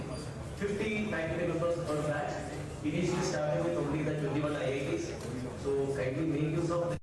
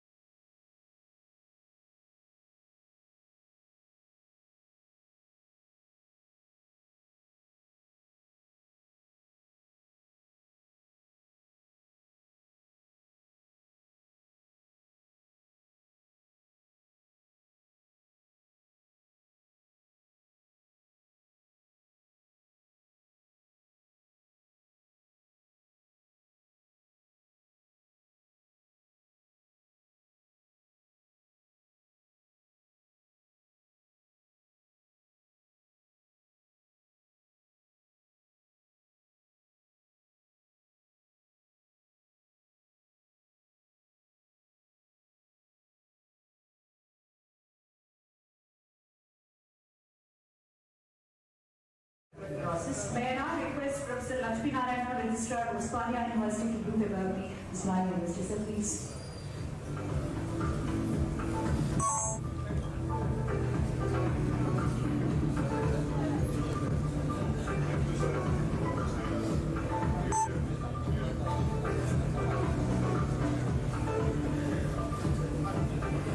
Namaskar to everyone. And today's guest, Dr. Amit Devi, Vice Chairman of the AICTE, and Dr. Ramesh Krishnan, and Dr. Amit Sharma, Regional Coordinator, and Dr. Sri Shikil Kamble, Regional Coordinator for SWR. Sir, only thing is, what is little bit time, I will take it, nothing more. I think all of you know about the Osmania city. It was established in 1970. It is an already 6 years old university. So it is the 7th oldest in the country and the 3rd oldest in the South India. The university has a vision of developing, enhancing and improving the quality of human resources to meet the challenges of regional, national and the global socio-economic changes. Its mission is to achieve excellence in teaching and research and to create opportunities for the students to contribute to the national and regional development. Sir, in the Osmania city, we are having nearly 12 faculties and 54 departments. And the university is the largest affiliated university of Asia with 7 AIT affiliated colleges with an enrollment of 3.2 lakh students every year. So the Usman University is offering various undergraduate and postgraduate courses under AICTE. So those are mainly MBA courses. There are nearly 131 colleges with 19,795 students. And similarly, MCA colleges, 108 colleges are there with 6,780 students. And engineering colleges, 14 engineering colleges are there under Usman with intake of 5,665 students.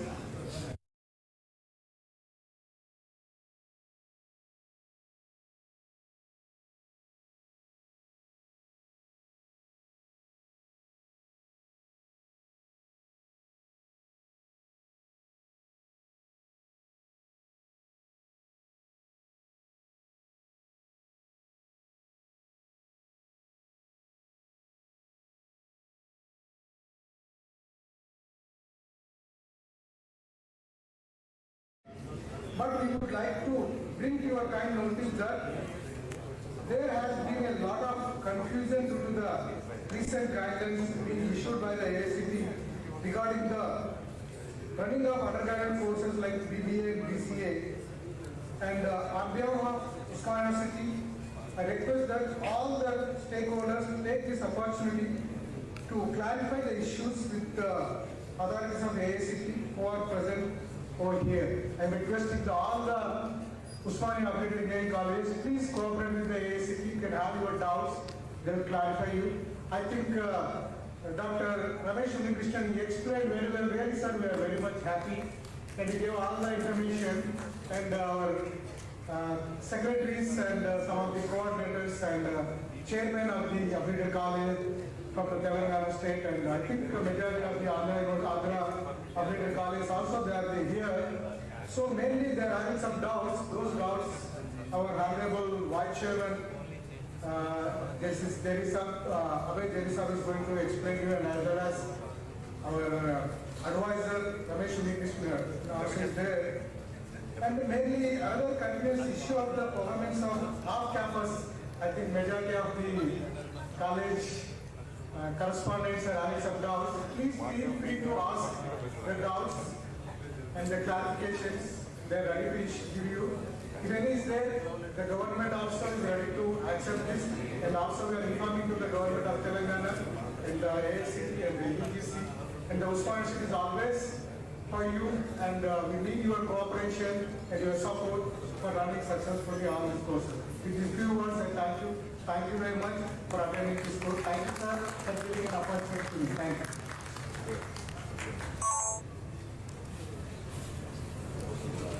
Thank you very much, sir. So we are moving ahead to the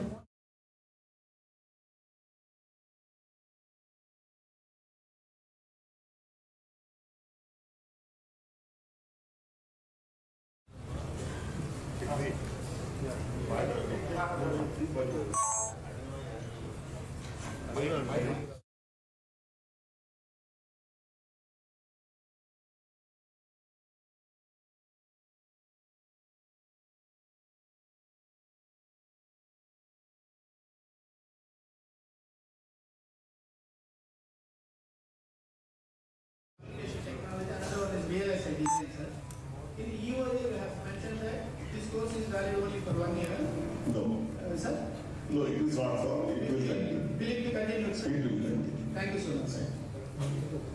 That facility was there for last year, but it will continue. No, sir.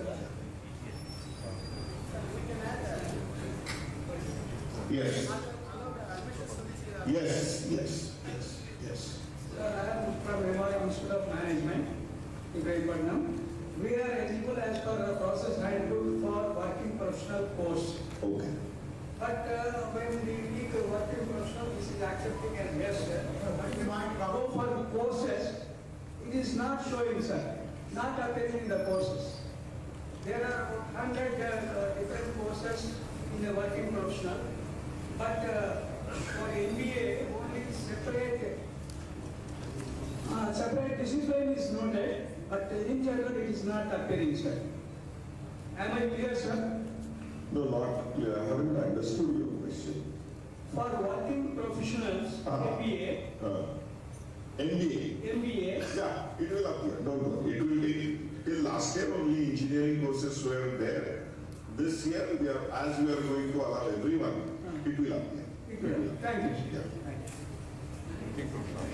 Sir, good afternoon.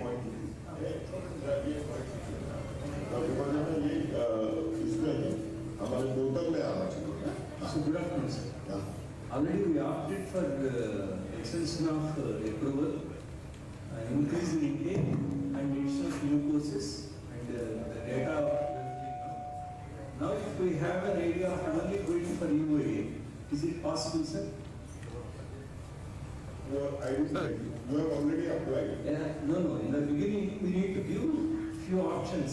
What is our desire? Right. Whether we want to go for only UAA or whether we are going for increase in intake or increase in the branch. Absolutely. So in the beginning, we opted for all the three.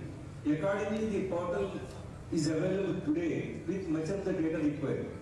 But now we have an idea only for going for UAA. Is it possible?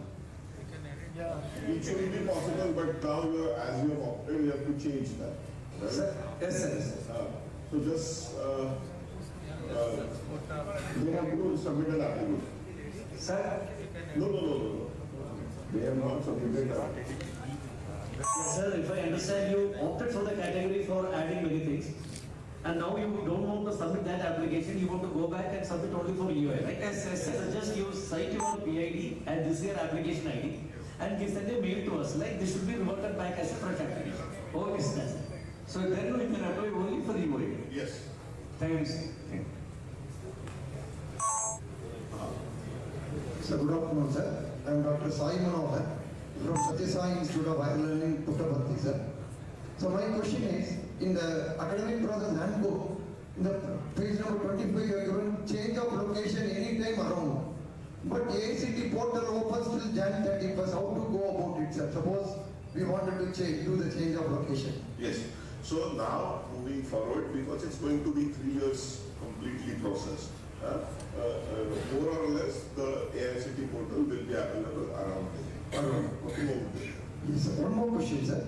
We have 4 campuses. We are running around 4 campuses, one in Andhra Pradesh and then one in Bangalore. So when you are shifting MBA from one campus to other campus to the Bangalore, from Puttaparthi to Bangalore, is it all off campus or change of location? No. The thing is that off campus is only allowed within a jurisdiction of a university. Okay, sir. Okay? You have made it clear, right? Yeah. So your university should not change because you are an affiliated college. Yes. So you are affiliated to a particular university. So if your college or your off campus is within the jurisdiction of that affiliating university, then there is no problem with us. No. But if you are changing and going from not only your university, you are moving from one state to another state, then you have to register it as a fresh institution. No, but we already have the institutes. Ours is a deemed university. Where we got approval and we are. Then, see, if your university is deemed university, these regulations are not applicable to you. Nah? Okay, sir. Then UGC regulations are applicable to you. Oh, okay, sir. These are for standalone colleges. I said this during my talk that these regulations are for standalone institutions, for not our own institutions which were not allowed. University deemed to be university, or other universities are allowed to do their off campus. Please don't create confusion. Nah? No, not confusion, sir. Please, because it was very clear. What we want to know is, come across AICTE. So change of location. So इससे पहले भी था ना? इससे पहले भी मिल रहा था ना? I don't know, sir. I don't know. Before that also you were getting it, right? So there was no problem. No. We have not got so far. First time we are shifting MBA to that campus, sir. No, MBA हो या कुछ भी आ. See, all your campuses were functional before, right? Yes. And you had got MBA, AICTE approval. Yeah, we got it. Then why you are creating confusion? No, we are shifting to campus. Please. Yeah. Okay.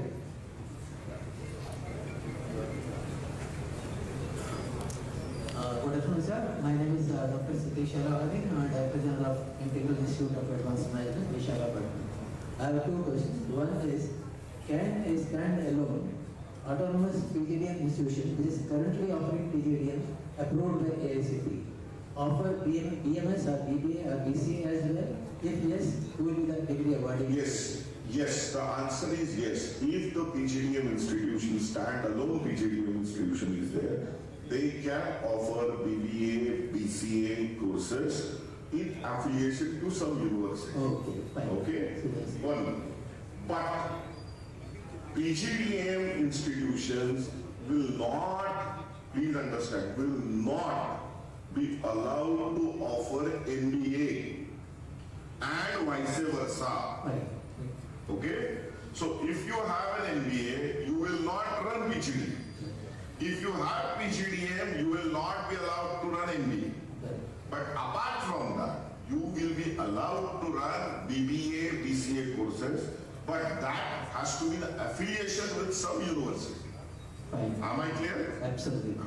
And the second question is, if they are private, deemed to be a private university approved by state legislature, for them it is mandatory to come to AICTE for getting approval of BBA, BCA. Deemed to be universities are mandated as per Supreme Court orders.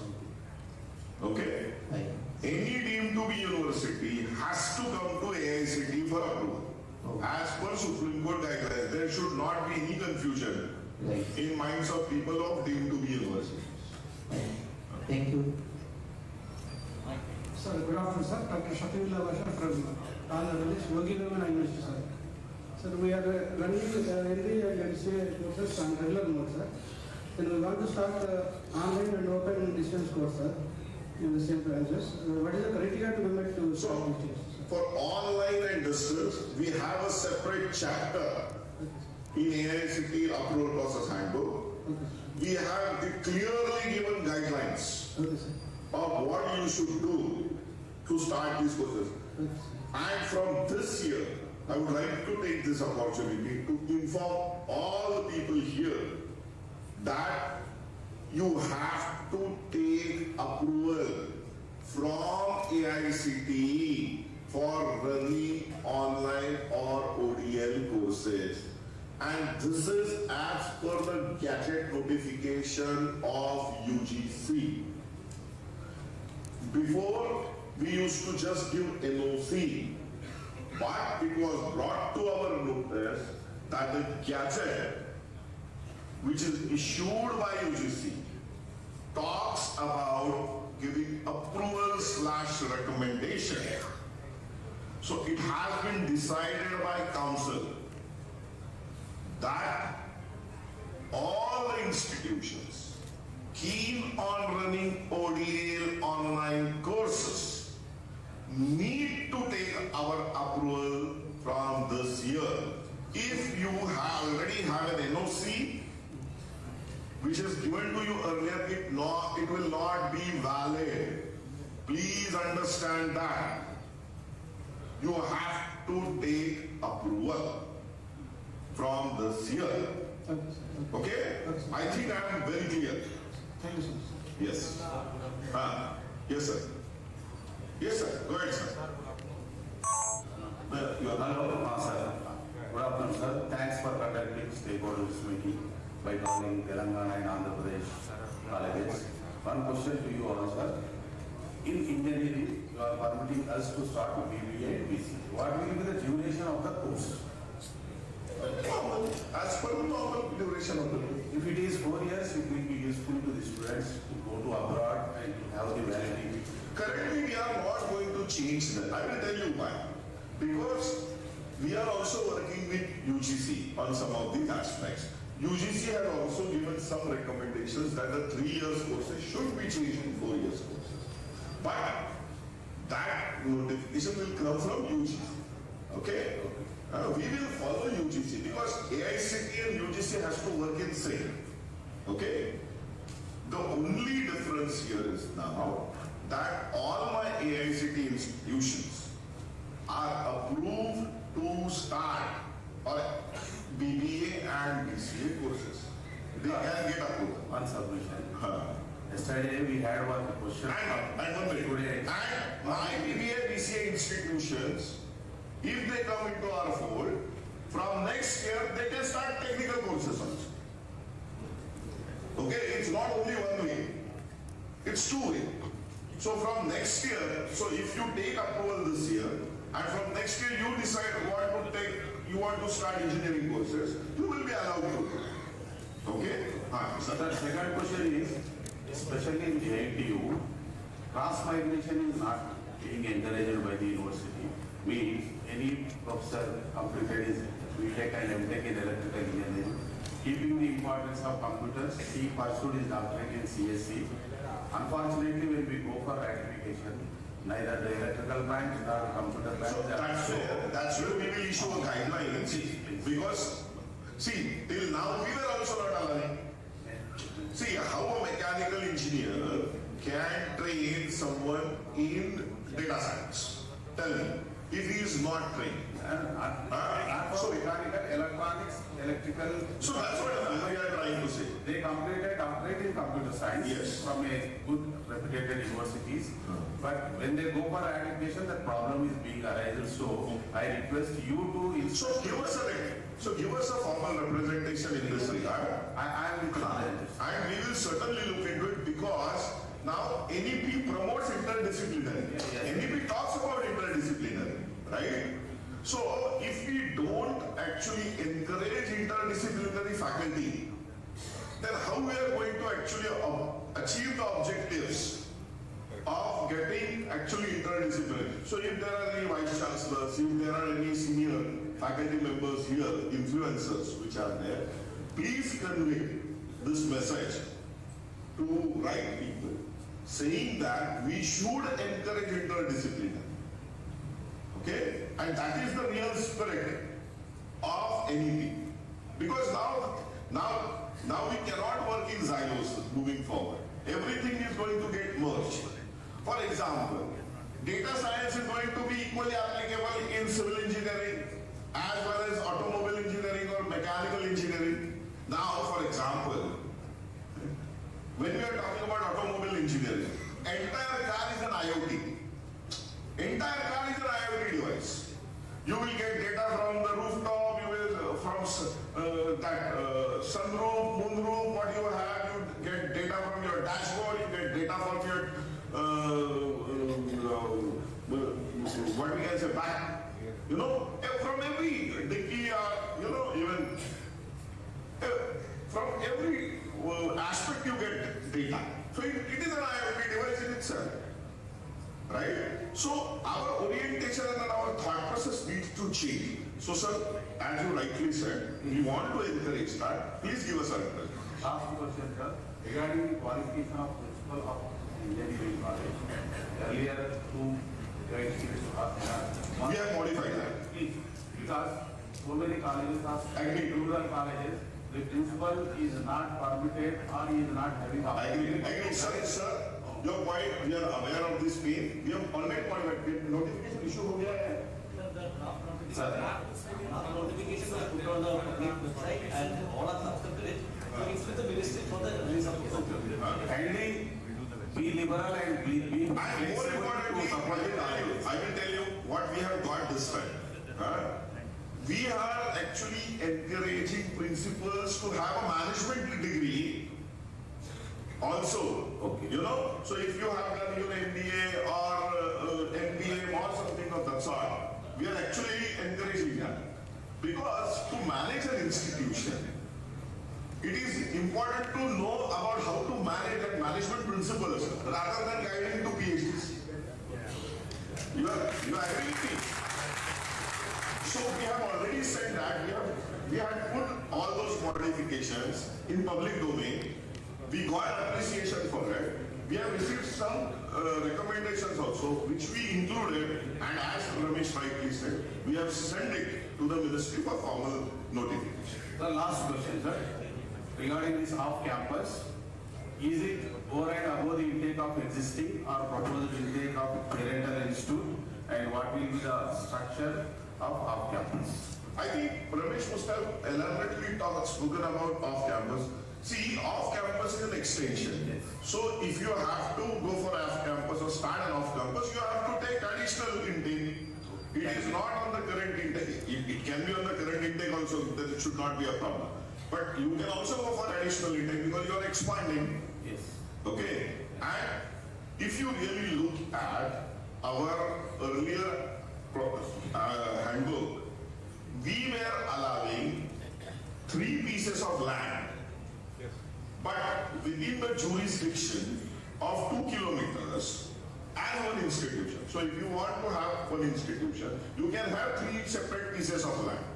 Okay? Because one piece could be on this side of the road, other piece could be on that side of the road, or maybe on the back side. So we were allowing 3 pieces. But the restriction was that the distance between these 3 pieces, or the farthest 2 pieces, should not be more than 2 kilometers. Because then it becomes very difficult for students if it becomes. So now, when we are defining off-campuses, we have 3 categories of off-campuses. Any campus which is beyond 2 kilometers but less than 5 kilometers, there you can even share faculty, because those kind of things. Because if you want to expand, then you don't have to create a complete new infrastructure, because some of the infrastructure could be shared. So we have got that. So between 2 kilometers to 5 kilometers, we have created one category. Then 5 kilometers or beyond 5 kilometers to 75 kilometers, there is another category which we have created.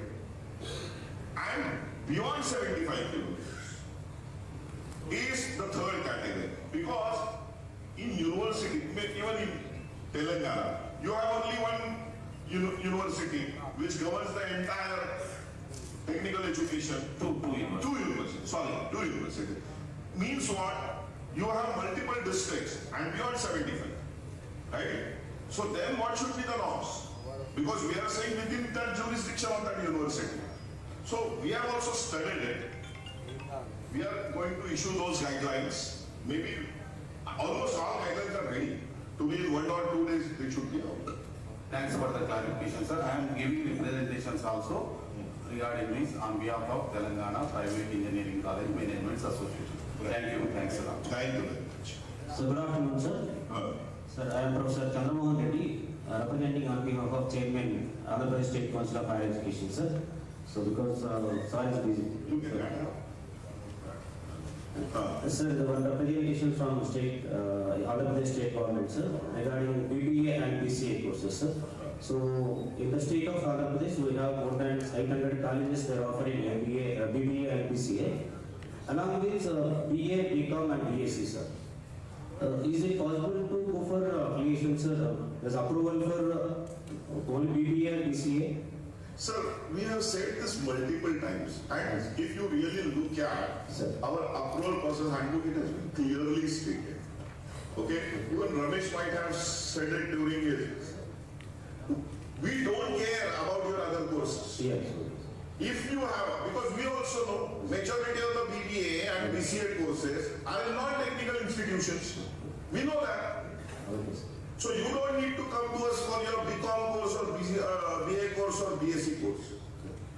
You have to only come to us for approval for only BBA and BCA. We are not even asking, because of that, we are not even asking for separate principal also. Because as an institution, you will be having one principal. If you have a separate principal, we don't have a problem. But we are not insisting that you should also have a separate principal for your BBA or BCA institutions.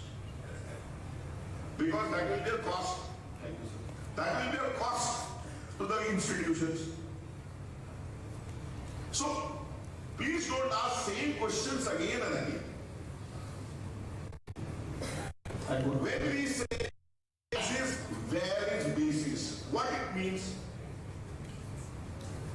जैसे थे वैसे, जैसे हो वैसे. Sir, good evening, sir. Good afternoon, sir.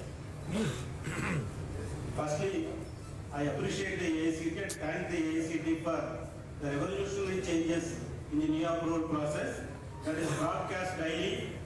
BBA, BCA has its various conditions, got rid of documents, focus on quality, QAA program, 6-month program for faculty development and default approval for 6 courses. These are excellent initiatives, sir. We thank the AICTE for this initiative. Thank you. I just want to give 2 suggestions only. I don't want to make any issues, sir. First suggestion, sir, in the preamble, when you are reproducing the provisions of the Act under Section 10, after I and K, J is missing. I, section 10(1)(I) about the norms and standards for infrastructural facilities. And J, which is missing, is norms and standards for fixing tuition fee commensurate with the norms and standards notified by the AICTE. Sir, there is some typo. No, sir. The issue, sir, we have fought in Delhi High Court, All India Federation. The AICTE was pleased to notify the National Fee Committee. It has been approved by AICTE. We have been constantly, continuously requesting the AICTE entire effort of constituting National Fee Committee under the chairmanship of a senior Supreme Court judge for years together was not reached the institution because it has not been notified by the central government. Now, without prescribing the fee commensurate with the norms and standards prescribed by the AICTE, it's not. So AICTE through its notification, because there was a fee committee which AICTE had appointed and they had given the approvals and recommendations. Sorry. So those recommendations were approved by PC because at the end of the day, AICTE is which can make only recommendations in this regard. Okay? Let me complete. So because higher education is in the concurrent list, okay, state governments also have a huge amount of powers. And one of the powers which they have is related to fee fixation. So you are certainly, I know many of them are fighting in Supreme Court. What we can give is only recommendations. And we have put out those recommendations. That as per AICTE, this should be the minimal and this should be the maximum. Great respect, I just want to add. Yes, sir. The AICTE has got a statutory duty to prescribe the fee. It is our statutory duty. No, so that's what I'm saying. It is our statutory duty of the Supreme Court also made it very clear that, till the AICTE comes out with a regulation, the state fee committees are empowered to go ahead with fixing the fee. Now our problem, Ramesh are told sweet warning. So in Andhra, 35,000. In that 35,000, we have to pay common services fee, we have to pay examination fee of students. Net will be only 30,000. Sir, I can empathize with you. That's why. What you can do is that let me go and check. My suggestion will be kindly excuse this sweet warnings wherever the state governments are not prescribing even the minimum fee recommended. No, sir. We understand your pain, sir. That sweet warnings are hurting us because we are submitting affidavits. We know that if we not fail to comply with affidavits, it's a criminal offense. So that's why my request to AICTE, kindly not insist the sweet warnings wherever the fees are uneconomical, not able to provide the quality education. I completely understand. It's only suggestion, sir. Second, sir, with regard to private universities, sir, the law is very clear, sir. Private University Act itself and section 36 they made clear that while granting private university status, government is not going to verify the norms of the central regulatory agency. They left it to the central regulatory agency. It is the AICTE, without approval of the AICTE, that no private universities can start any technical, not only technical, any course. Sir, I will be really delighted with this, and I will actually go and request you to approach Supreme Court in this regard.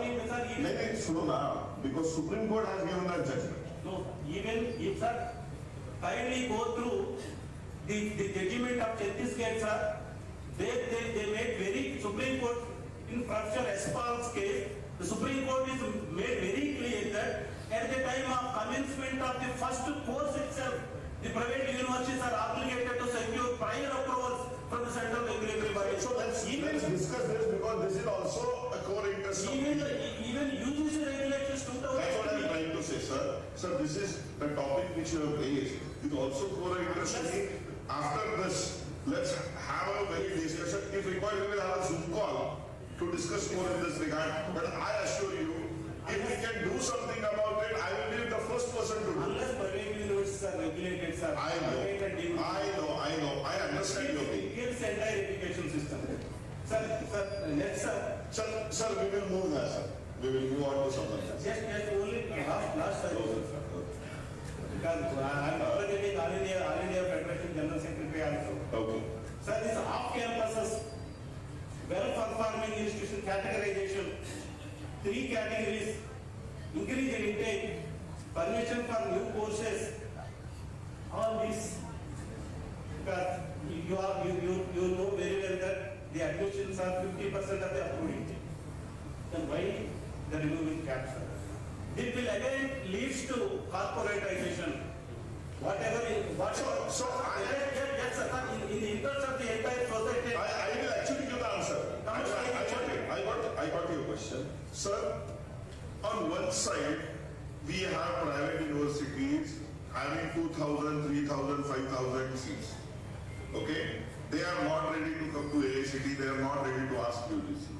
And I am capping my institutions which are very honest with me, saying that मैं तुमको 30 नहीं जाना नहीं दूंगा. So सुनो ना. Yeah, we wanted to control the private universities. So that's why. If we can control that, we will also control here. Sir, please go through any of the inspection reports of the private universities from the UGC website. Astonishing facts. They are not even meeting the norms of a small engineering college. Sir, I completely understand your pain. I am with you on it. My last request, sir, you have a duty, responsibility, statutory power to control deemed and private universities. If required, I will come to AICTE at a given date. I will give you a presentation and explain you. I will be more than happy. Everything we wanted, everybody here wanted control of private universities. First control it, sir. Then my other last request, sir. Sir, we are on the same side of the table. Thank you very much, sir. Give me a date. I will come. I will explain.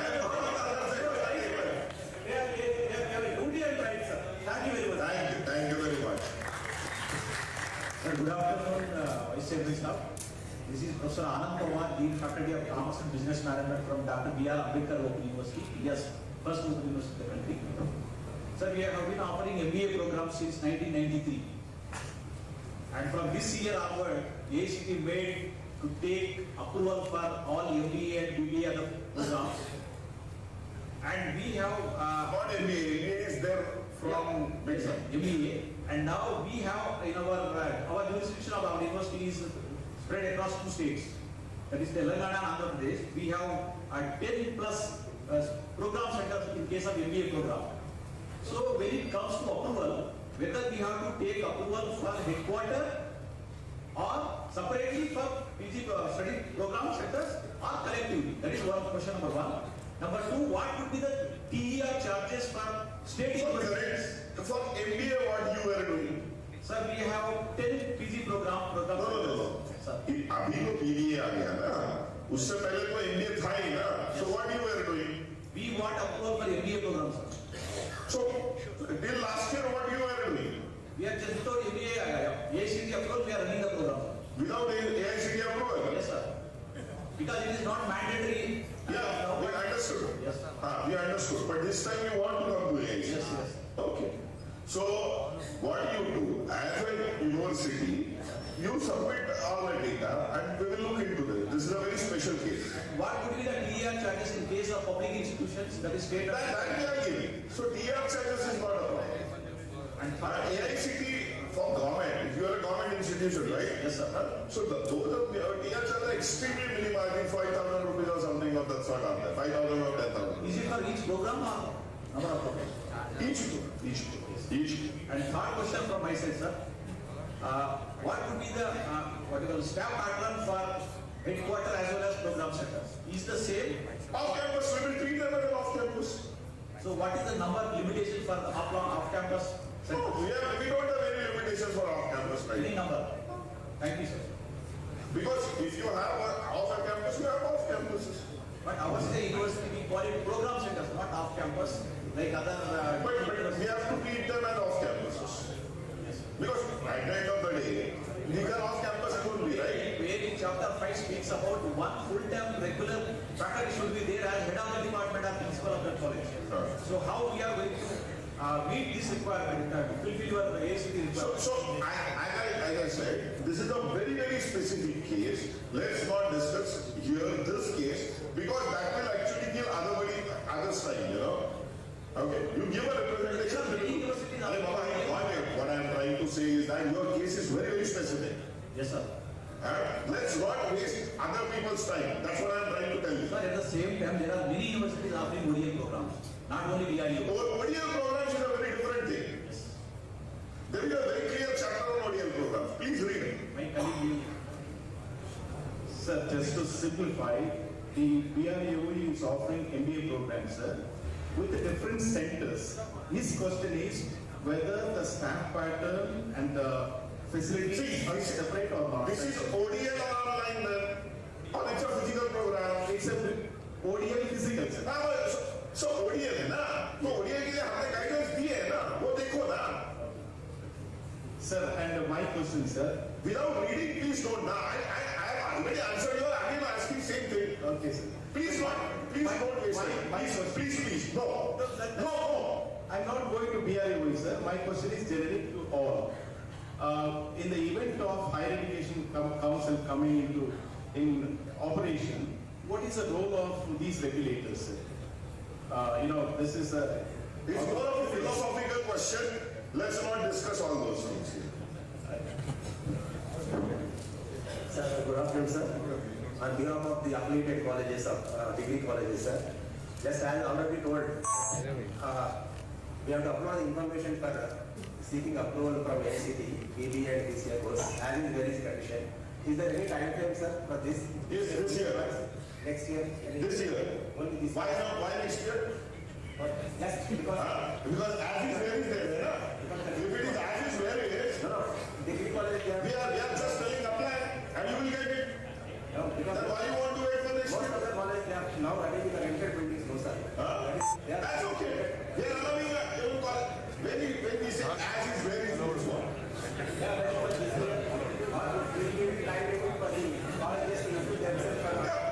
See, you are all professors, right? You are all professors.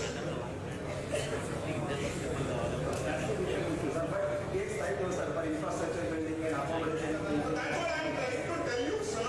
As is varies. अगर हाथ में भी चला गया हो तो भी.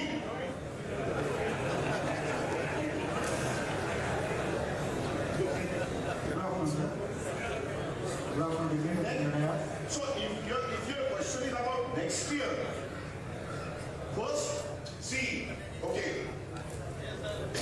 I think there is some confusion here where people are thinking that as is where is this year, then what about next year? If this confusion is there, let me clearly tell you. We will announce the norms for BBA and BCA in consultation with the institutes. We will not announce anything without consultation. You are getting what I am trying to say? The engineering norms may not be applicable to you. There is no reason why engineering norms or MBA norms should be applicable to you.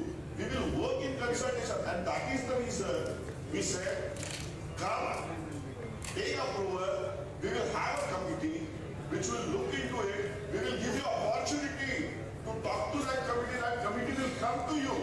And in consultation with you, there may be norms which will put in public domain. We are not going to do anything without consultation. Okay? So don't worry. And if there is some kind of upgradation required, especially faculty training, especially getting model curriculum in place, we will invest on you. You are getting what I am trying to tell you? वैसे भी BBA course चलाने के लिए तो ज़्यादा infrastructure की तो जरूरत है नहीं ना? It's a management course at the end of the day. आज जो BCA courses है, उसके तो UGC के norms हैं ना already. So why you are worried unnecessarily?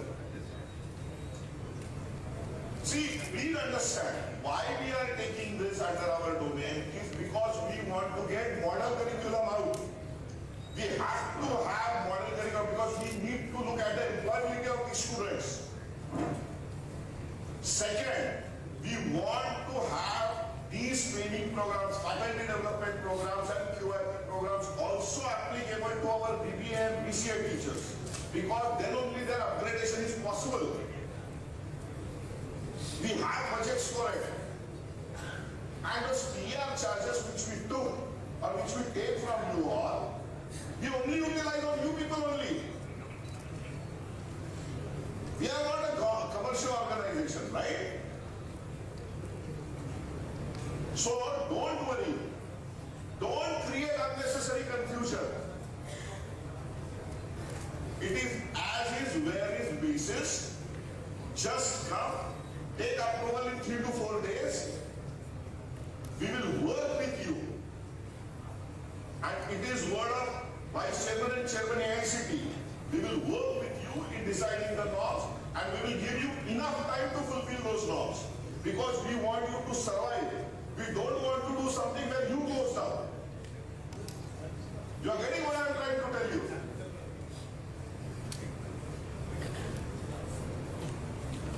We are not trying to play any game here. So thank you, sir. We are giving, in view of that, we are giving one representation to you, private affiliated colleges point of view. We are giving one representation. Regarding what? This BCA, BBA point of view. We are giving one representation, sir. We are giving affiliation for the 1 year, no, sir. We are asking at least. No, not 1 year. नहीं, 1 year नहीं. हमारा approval process ही 1 year का है. Okay. See, AICTE process is always for 1 year. Okay. Okay. It's not like कि दूसरे साल हम उसको निकाल लेते हैं. नहीं. Don't worry. आप 1 year के लिए बोल रहे हैं, सब लोग थोड़ा कंफ्यूज में रहेंगे ना सर. नहीं, कुछ कंफ्यूज नहीं है. आप कंफ्यूजन क्रिएट कर रहे हो. जो ये फॉर्मेलिटीज का जो है फुलफिल नहीं करे तो next academic year after that आगे का हो जाएंगे. कोई भी सोचेंगे ना सर. आप स्टेट अवे बोल रहे हैं 1 ईयर के लिए परमिशन देने के लिए. तो वी आर रिक्वेस्टिंग दैट ये इंस्टीट्यूशंस स्ट्रेंथ होने तक आप लोग जो है सो ये परमिशन प्रोसेस कंटिन्यू कराएंगे. ये तो मैं बोल रहा हूँ. We see as per AICTE norms, we give approval only for 1 year, and that's the way engineering institutions are doing for last 20 years or 25 years. Tell me, more than 40 years, right? 87. So don't worry. Only you have to submit data and you get an approval. Okay, sir. We are ready to give one representation, sir. In our behalf of BCA and you give representation, but there cannot be done anything more than this. When I say as is, where is basis? We are giving, sir. Small announcement. As we are running short of time, and I do understand that a lot of queries are running in our minds. So please, last 2 questions and let us conclude the question answer session. Sir, excuse me, sir. Sir, we are applying for a 3-year UOA and we are doing additions and increase intake. So this approval will be for 3 years. No. So for well-performing institutions. Yes, sir. We are. So I will tell you. For well-performing institutions, direct EOA will be for 3 years. 3 years. If you want to change. Next year. If you want to change anything next year, then it will be again an annual because we have to look into that. So if you ask for increasing intake, for example, then we will have to check that. Yes. So in that case, we will only check this time the additional thing. We will not check everything.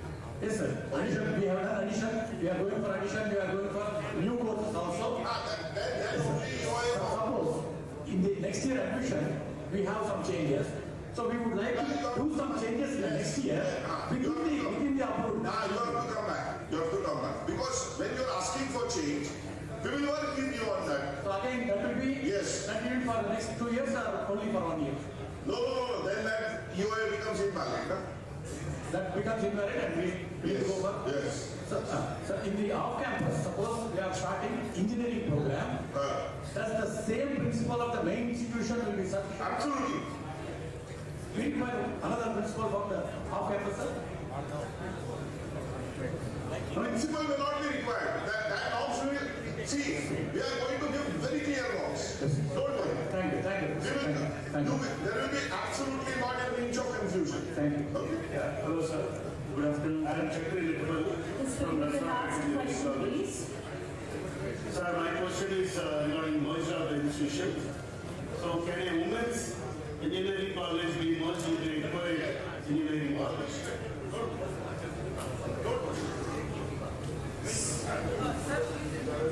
Yeah. Sir, my question is regarding the merger of the institutions. Can a women's engineering college be merged into a co-ed engineering college? That is there. Oh, all right, thank you. See, even for merger, this earlier we were allowing merger only of colleges within the same trust or same. Now, even inter-trust or inter-company merger also they are allowed. Okay. So we don't have to convert into co-ed first and then merge, nothing. Okay, thank you so much. Good afternoon, sir. Can we apply for the Need some inputs merger of courses, sir. Merger of courses. 1 minute. This is a very interesting question. See, this is a very interesting question, and I think you might have addressed it, but again we will. He is asking whether they can apply for 4 years integrated MBA program, right? Yes. Yes, sir. See, we are working with UGC in this regard. We have already given representative, we have written to UGC saying that we would like to have clarity. The reason is considering current NCRF, that is credit framework. 4 years is a degree. Okay. Moreover, UGC has recommended universities to convert a 3-year program, current degree program, into 4-year. Now, ideally we cannot give, considering NCRF, 4 years integrated program because it will be postgraduate program. So, but if you really look at the earlier philosophy, where 3 plus 2 is 5, but if you have an integrated, you can reduce 1. Okay? So, currently, till we receive clarity from UGC, please understand, till we receive clarity from UGC in this regard, we are not going to give approval. That was one of the possibilities which we had highlighted. Because BBA and BCA institutions coming together with MBA institutions, they can start integrated MBA program. But whether that integrated MBA program will be 3 years or 4 years or 5 years, that UGC will decide. And we are already in touch with them. Sir, one clarification. I am just wanting to reconfirm what I understood is right. In the case of deemed universities, which have got off campuses in different states, they have to make separate application for each off campus. Am I right? Right. Thank you. Good afternoon, sir. Some inputs on merger of courses, sir. There is not notes speaking about the merger of courses. Merger? Yeah, merger of courses. There is a very clear section in APH about merger of courses. Merger of institutions is there. Merger of courses means what? No, from 92 I want to merge it to CSC. But you are permitting, वो तो पहले भी था ना? No, not yet, sir. This year only we have. Already there.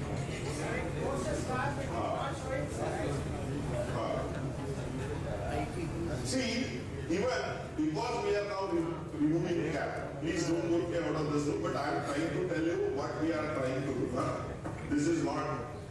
See, there are all these courses with different nomenclatures were there because of the cap, right? Computer science and engineering, computer science and engineering, computer science / electronics and engineering, And people gamed the system because there was cap. You know? So people created all sorts of norms. So we are also trying to work on how we can unify these nomenclatures. Rather than have these zillions of nomenclatures, how we can unify it. So that it becomes you also easy to run those courses. Like it becomes headache for you also to answer to parents. Okay, what is the difference between this course and that course? You have done that to ensure that you get more seats. Yes, sir. Okay. Thank you. So let us conclude the question and answer session. I thank all the dignitaries for answering the queries. Because dialogue is more important. When we apply for increase in intake at new courses, the EVC will be conducted for the total intake or only for the new course and the increased intake? No, not new course. If you currently have say 90 seats, okay, and if you want to do it for 120, we will look at complete 120. For that, we will look only for that scheme. That whether you have complete infrastructure and faculty. One more question, sir. For diploma courses, you have brought down PC ratio from 1:8 to 1:10 this year. But the website, when you are calculating deficiency, is calculating 1:8.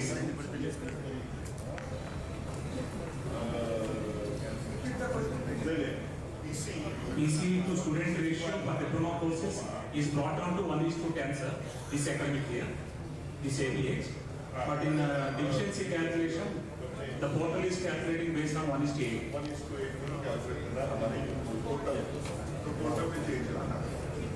Thanks. Good afternoon, sir. Well, madam, we have not allowed a lady to speak. Just after me, sir. Then, first lady, then. Please go ahead.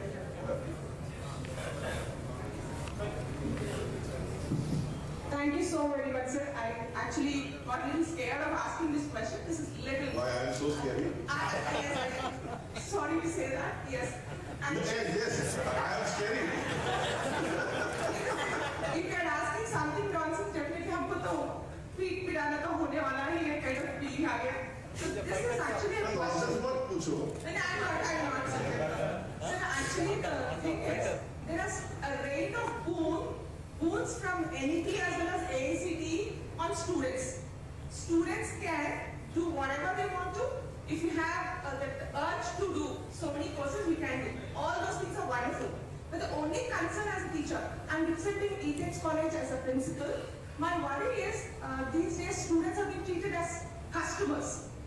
We are giving all these things to take advantage of these things, but they in turn, if they are not complying to these attendance and all these things, थोड़ा मुश्किल हो जाएगा. The teachers' motivation, moral levels will come down. My concern is, can AICTE do something about putting some restrictions on students too? Okay, college will get advantage of having seats. I got your question. Please, sir, think about it. No, I will tell you. Okay, I will tell you a story. Sure, okay? Thank you. I know, madam, it will take 2 minutes because I would really like to address this point. Okay? And because it is going to be relevant for all the people who are sitting here, how they should now think. Okay? Madam, about 7-8 months back, I was talking to one chairman, a very nice guy, of one private organization. Okay? So he also made a similar point. And he said to me, he issued a notice in his college saying that 70% attendance compulsory. Okay? Because he was concerned about academics and he wanted students to learn. Okay? Students started protesting. Okay? Why you are making attendance compulsory and so on and so forth. And they started chasing the chairman to get his appointment. And chairman was not giving them the appointment. Chairman was saying nothing doing. I want you people sit here and then you don't do any studies. I want you to study. So these students were chasing that chairman for about a month or so. Eventually what happened, वो students उसके chairman के सामने जाके बैठ गए धरना, in front of his office, saying that, sir, please give us half an hour, 45 minutes, listen to us what we are saying, and then we will abide with what you say. Okay, we will accept your decision. The chairman said okay. Next day chairman gave them 45 minutes. These students came with some 50 slider presentation. What these students had done is they had captured all the mistakes of their professors while teaching. And they showed chairman, sir, do you think that we should listen to this faculty? They asked him, see what he is. Do you expect that we should sit and listen to this? It's a very serious question. And that is where we are also saying that we need to work on our faculty development. Because, I will tell you very honestly,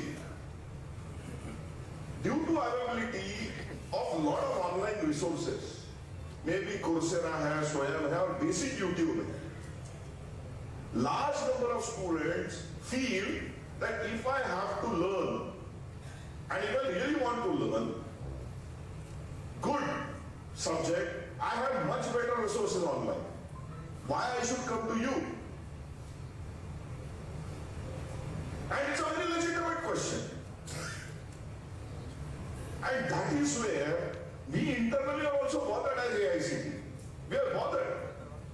And that is this year only 500 faculty development programs. 500 faculty development programs we have sanctioned. On each program, we are spending 3.5 lakh rupees, 3.6 lakh rupees. Okay? So you cannot ignore the other side. This is one aspect. Second aspect, when you are treating someone as a student as a customer, you actually use this word. So all the institutions here need to actually think about completely changing their business model. As per NASCOM currently, and please understand what I am trying to tell you here, because it is going to affect economy of each and every college here. Please understand this. These millennials which are born after 2000 are going to live for 90-95 years. Their age span. Okay? 90-95 years. We don't have pensions. We don't have a social security which our earlier generation had. So, if you have to live till 90-95 years, you will have to work till 75, because you can only support yourself with your savings or other things for last 15-20 years, not more than that, considering inflation and other things. So if you have to work till 70-75 years, then your professional span is going to be of 45-50 years. Student ends up taking degree at age 22. Okay, 22-23. लेकिन उसको work करना है 70-75 तक.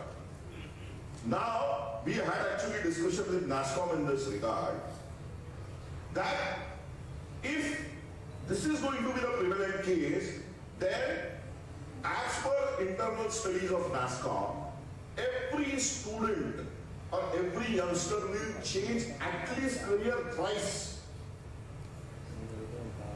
Please understand what I am trying to tell you. Because technology is changing. And it is the way AI and other things are coming, every student will have to change a career, that career shift after 10, 12 years, at least 3 times he is going to get, that is minimal. Now, if that is going to be the case, then the student has to come back to college every 10 years. So the entire business model of our colleges need to change. So currently, जो हम customer जो बच्चा customer बोलो कुछ भी बोलो, but we only look at that student for 4 years, right? वो आता है उसको ऐसा चूसते हैं हम, we make his life so miserable, asking for small, not attending practicals, late fees, give this money, give 2,000, test tube तोड़ दिया, give 500. So his life, we make, especially private institutions, make their life so miserable that after he gets out of that college, he said, I'm not going to look at that college again. But US universities don't do that way. US universities treat that student as a customer for 50 years. You know, because what they think is that abhi jayega, abhi 2000 chhod denge. But when he will be 50, when he will be 55, he will contribute back to the institution. You know? So, what you really need to do, if you have to survive moving forward, or if you have to really ensure that you prosper moving forward, entire business model has to change. Where you have to be in touch with your students and try to get them back for 6 months course or a 1 year course or even 2 year course every 10 years. And that is going to be your real revenue generation. So think on all these lines. If you will not think on all these lines, you are destined to perish. Because I will give you an analogy and we will stop there because I have already spoken a lot. 20 years back or 25 years back, our experience with banks was completely different, right? And now our experience with bank is completely different. So at that time, somebody had said that you will require banking, but you may not require banks. Same thing is going to happen with education. You will require education, but you may not require educational institutes in current format. And are you ready for it? That is the question we really need to ask. So rather than chasing these petty things, start thinking about much bigger picture. And lastly, खुद से पूछो, यहाँ बैठे हुए लोगों से पूछो, after 20 years after coming out of college, हमको क्या remember? What we remember from our college? Do we remember academics? और यहाँ इस कट्टे पे बैठते थे, उस कट्टे पे बैठते थे, यहाँ कैंटीन में बैठते थे, we remember that. That is the experience on which we have to work on. Thank you. Sir, last one, sir. Excuse me. Last one, sir. This is a short one. In new APH 3.2D, clause 3.2D, page number 87, it is mentioned that allied branches can share 50% of labs, but it's not given whether sharing is between 2 branches or more than 2 branches. Allied branches, no? Allied branches, but between 2 branches or more than 2 branches, we can share those 50% labs. Computer science है, computer science में 3 are there. So in computer science 3 are there, for example. Sir. I got it. At the end of the day, your student ratio will govern everything because we have given student ratio. On that basis, student to computer ratio is there, student to library ratio is there.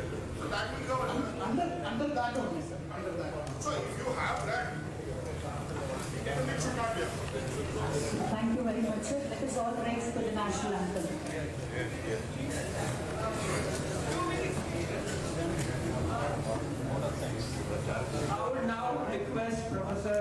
Nagesh, Osmania University.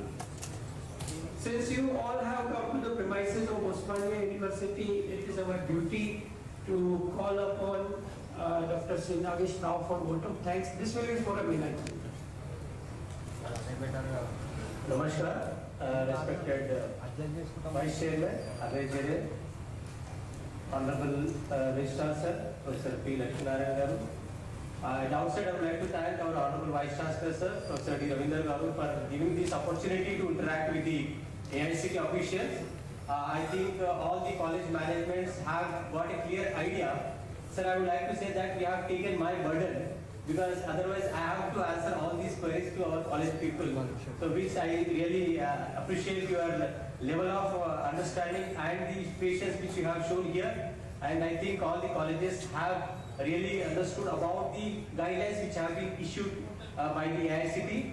I think I have distributed, I have forwarded all the guidelines to the groups which we have in the Usmania University, and I hope that will suffice, because the AICTE has clearly given the rules and regulations regarding the inclusion of BBA and BCA colleges into its fold. And I thank Sri Acharya Garu for taking initiative in creating this dialogue between the colleges and the AICTE. I thank Sri Krishna Rao Garu and also Vidyadhar Reddy sir for giving a kind of a making a path to have a discussion about and ease the tension between the AICTE and the colleges. Thank you very much, sir, for giving this opportunity to Usmania University to hold this meeting, and I thank everyone for coming here all the way to attend this meeting. Thank you very much. Thank you, sir. It is all raised to the national.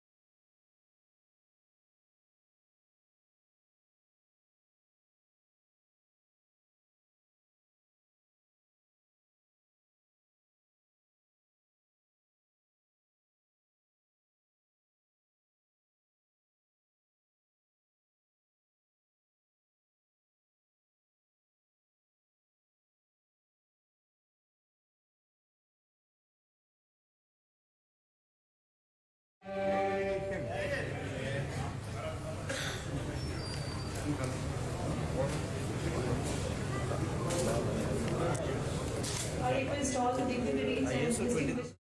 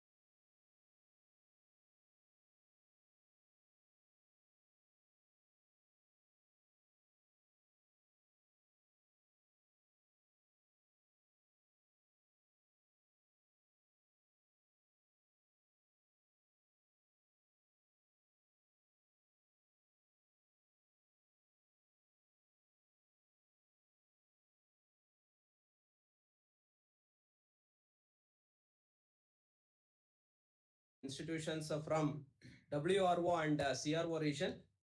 I welcome all the representatives of the institution, and also I welcome our Honorable Chairman Sir for this today's interaction. Now I request Honorable Chairman Sir to start with the proceedings of this particular session with the Vikasit Bharat at 2047, followed by approval process related discussions. Thank you, sir. In today's meeting, addressing to two regions, what we are going to do is first part one is Vikasit Bharat at 2047, Voice of the Youth. In the second part, we are going to talk about the new approval process, handbook related thing, and also particularly on the new portal we are going to launch by December 20th, where we need to, all of you need to get logged in and submit the data and for approval process, approval period. So let me, first of all, warm welcome to all of you and thank you very much for joining at very short notice. Honorable Prime Minister Sri Narendra Modi ji launched Vikasit Bharat 2047 Voice of the Youth via video conferencing on 11th of December at 11 a.m. And there is a lot, he gave a clarion call to all the students, teachers, and all the people, stakeholders in the education sector. The 7 key takeaway from Prime Minister's address are, for India, this is an Amrut Kal, which is ongoing right now. Okay, the last 25 years of our independence. Okay, there is 75 years we have completed in 2023, and we have 25 more for 2047. This is the period in the history of India when the country is going to take quantum leap. So it's going to be a developed India by 2047. For that, he gave a clarion call to every one of us to participate. Every student, every teacher is not able to hear. Yes, I think there's a problem. Yes, yes, it's clear. Today, every institution and every individual should move with the resolution that every effort and act will be for Vikasit Bharat. The aim of your goals, your resolution should be only one, that is developed India. All of us have to think about developed India by 2047, and we need to give a lot of ideas. So there will be a portal where you have to put in your ideas. Ideas starts with an I, just like India begins with an I. The Prime Minister remarked, as he underlined, that the idea of development can only begin with the I of the self.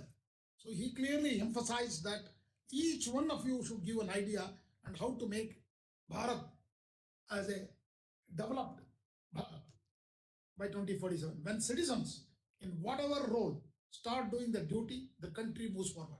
It's very important. He emphasized the role of citizens, role of every one of us. He emphasized also, we have 25 years of Amrit Kal in front of us. We have to work 24 hours a day for the goal of Vikasit Bharat. This is the environment we have to create as a family. He also emphatically said, youth power is both the agent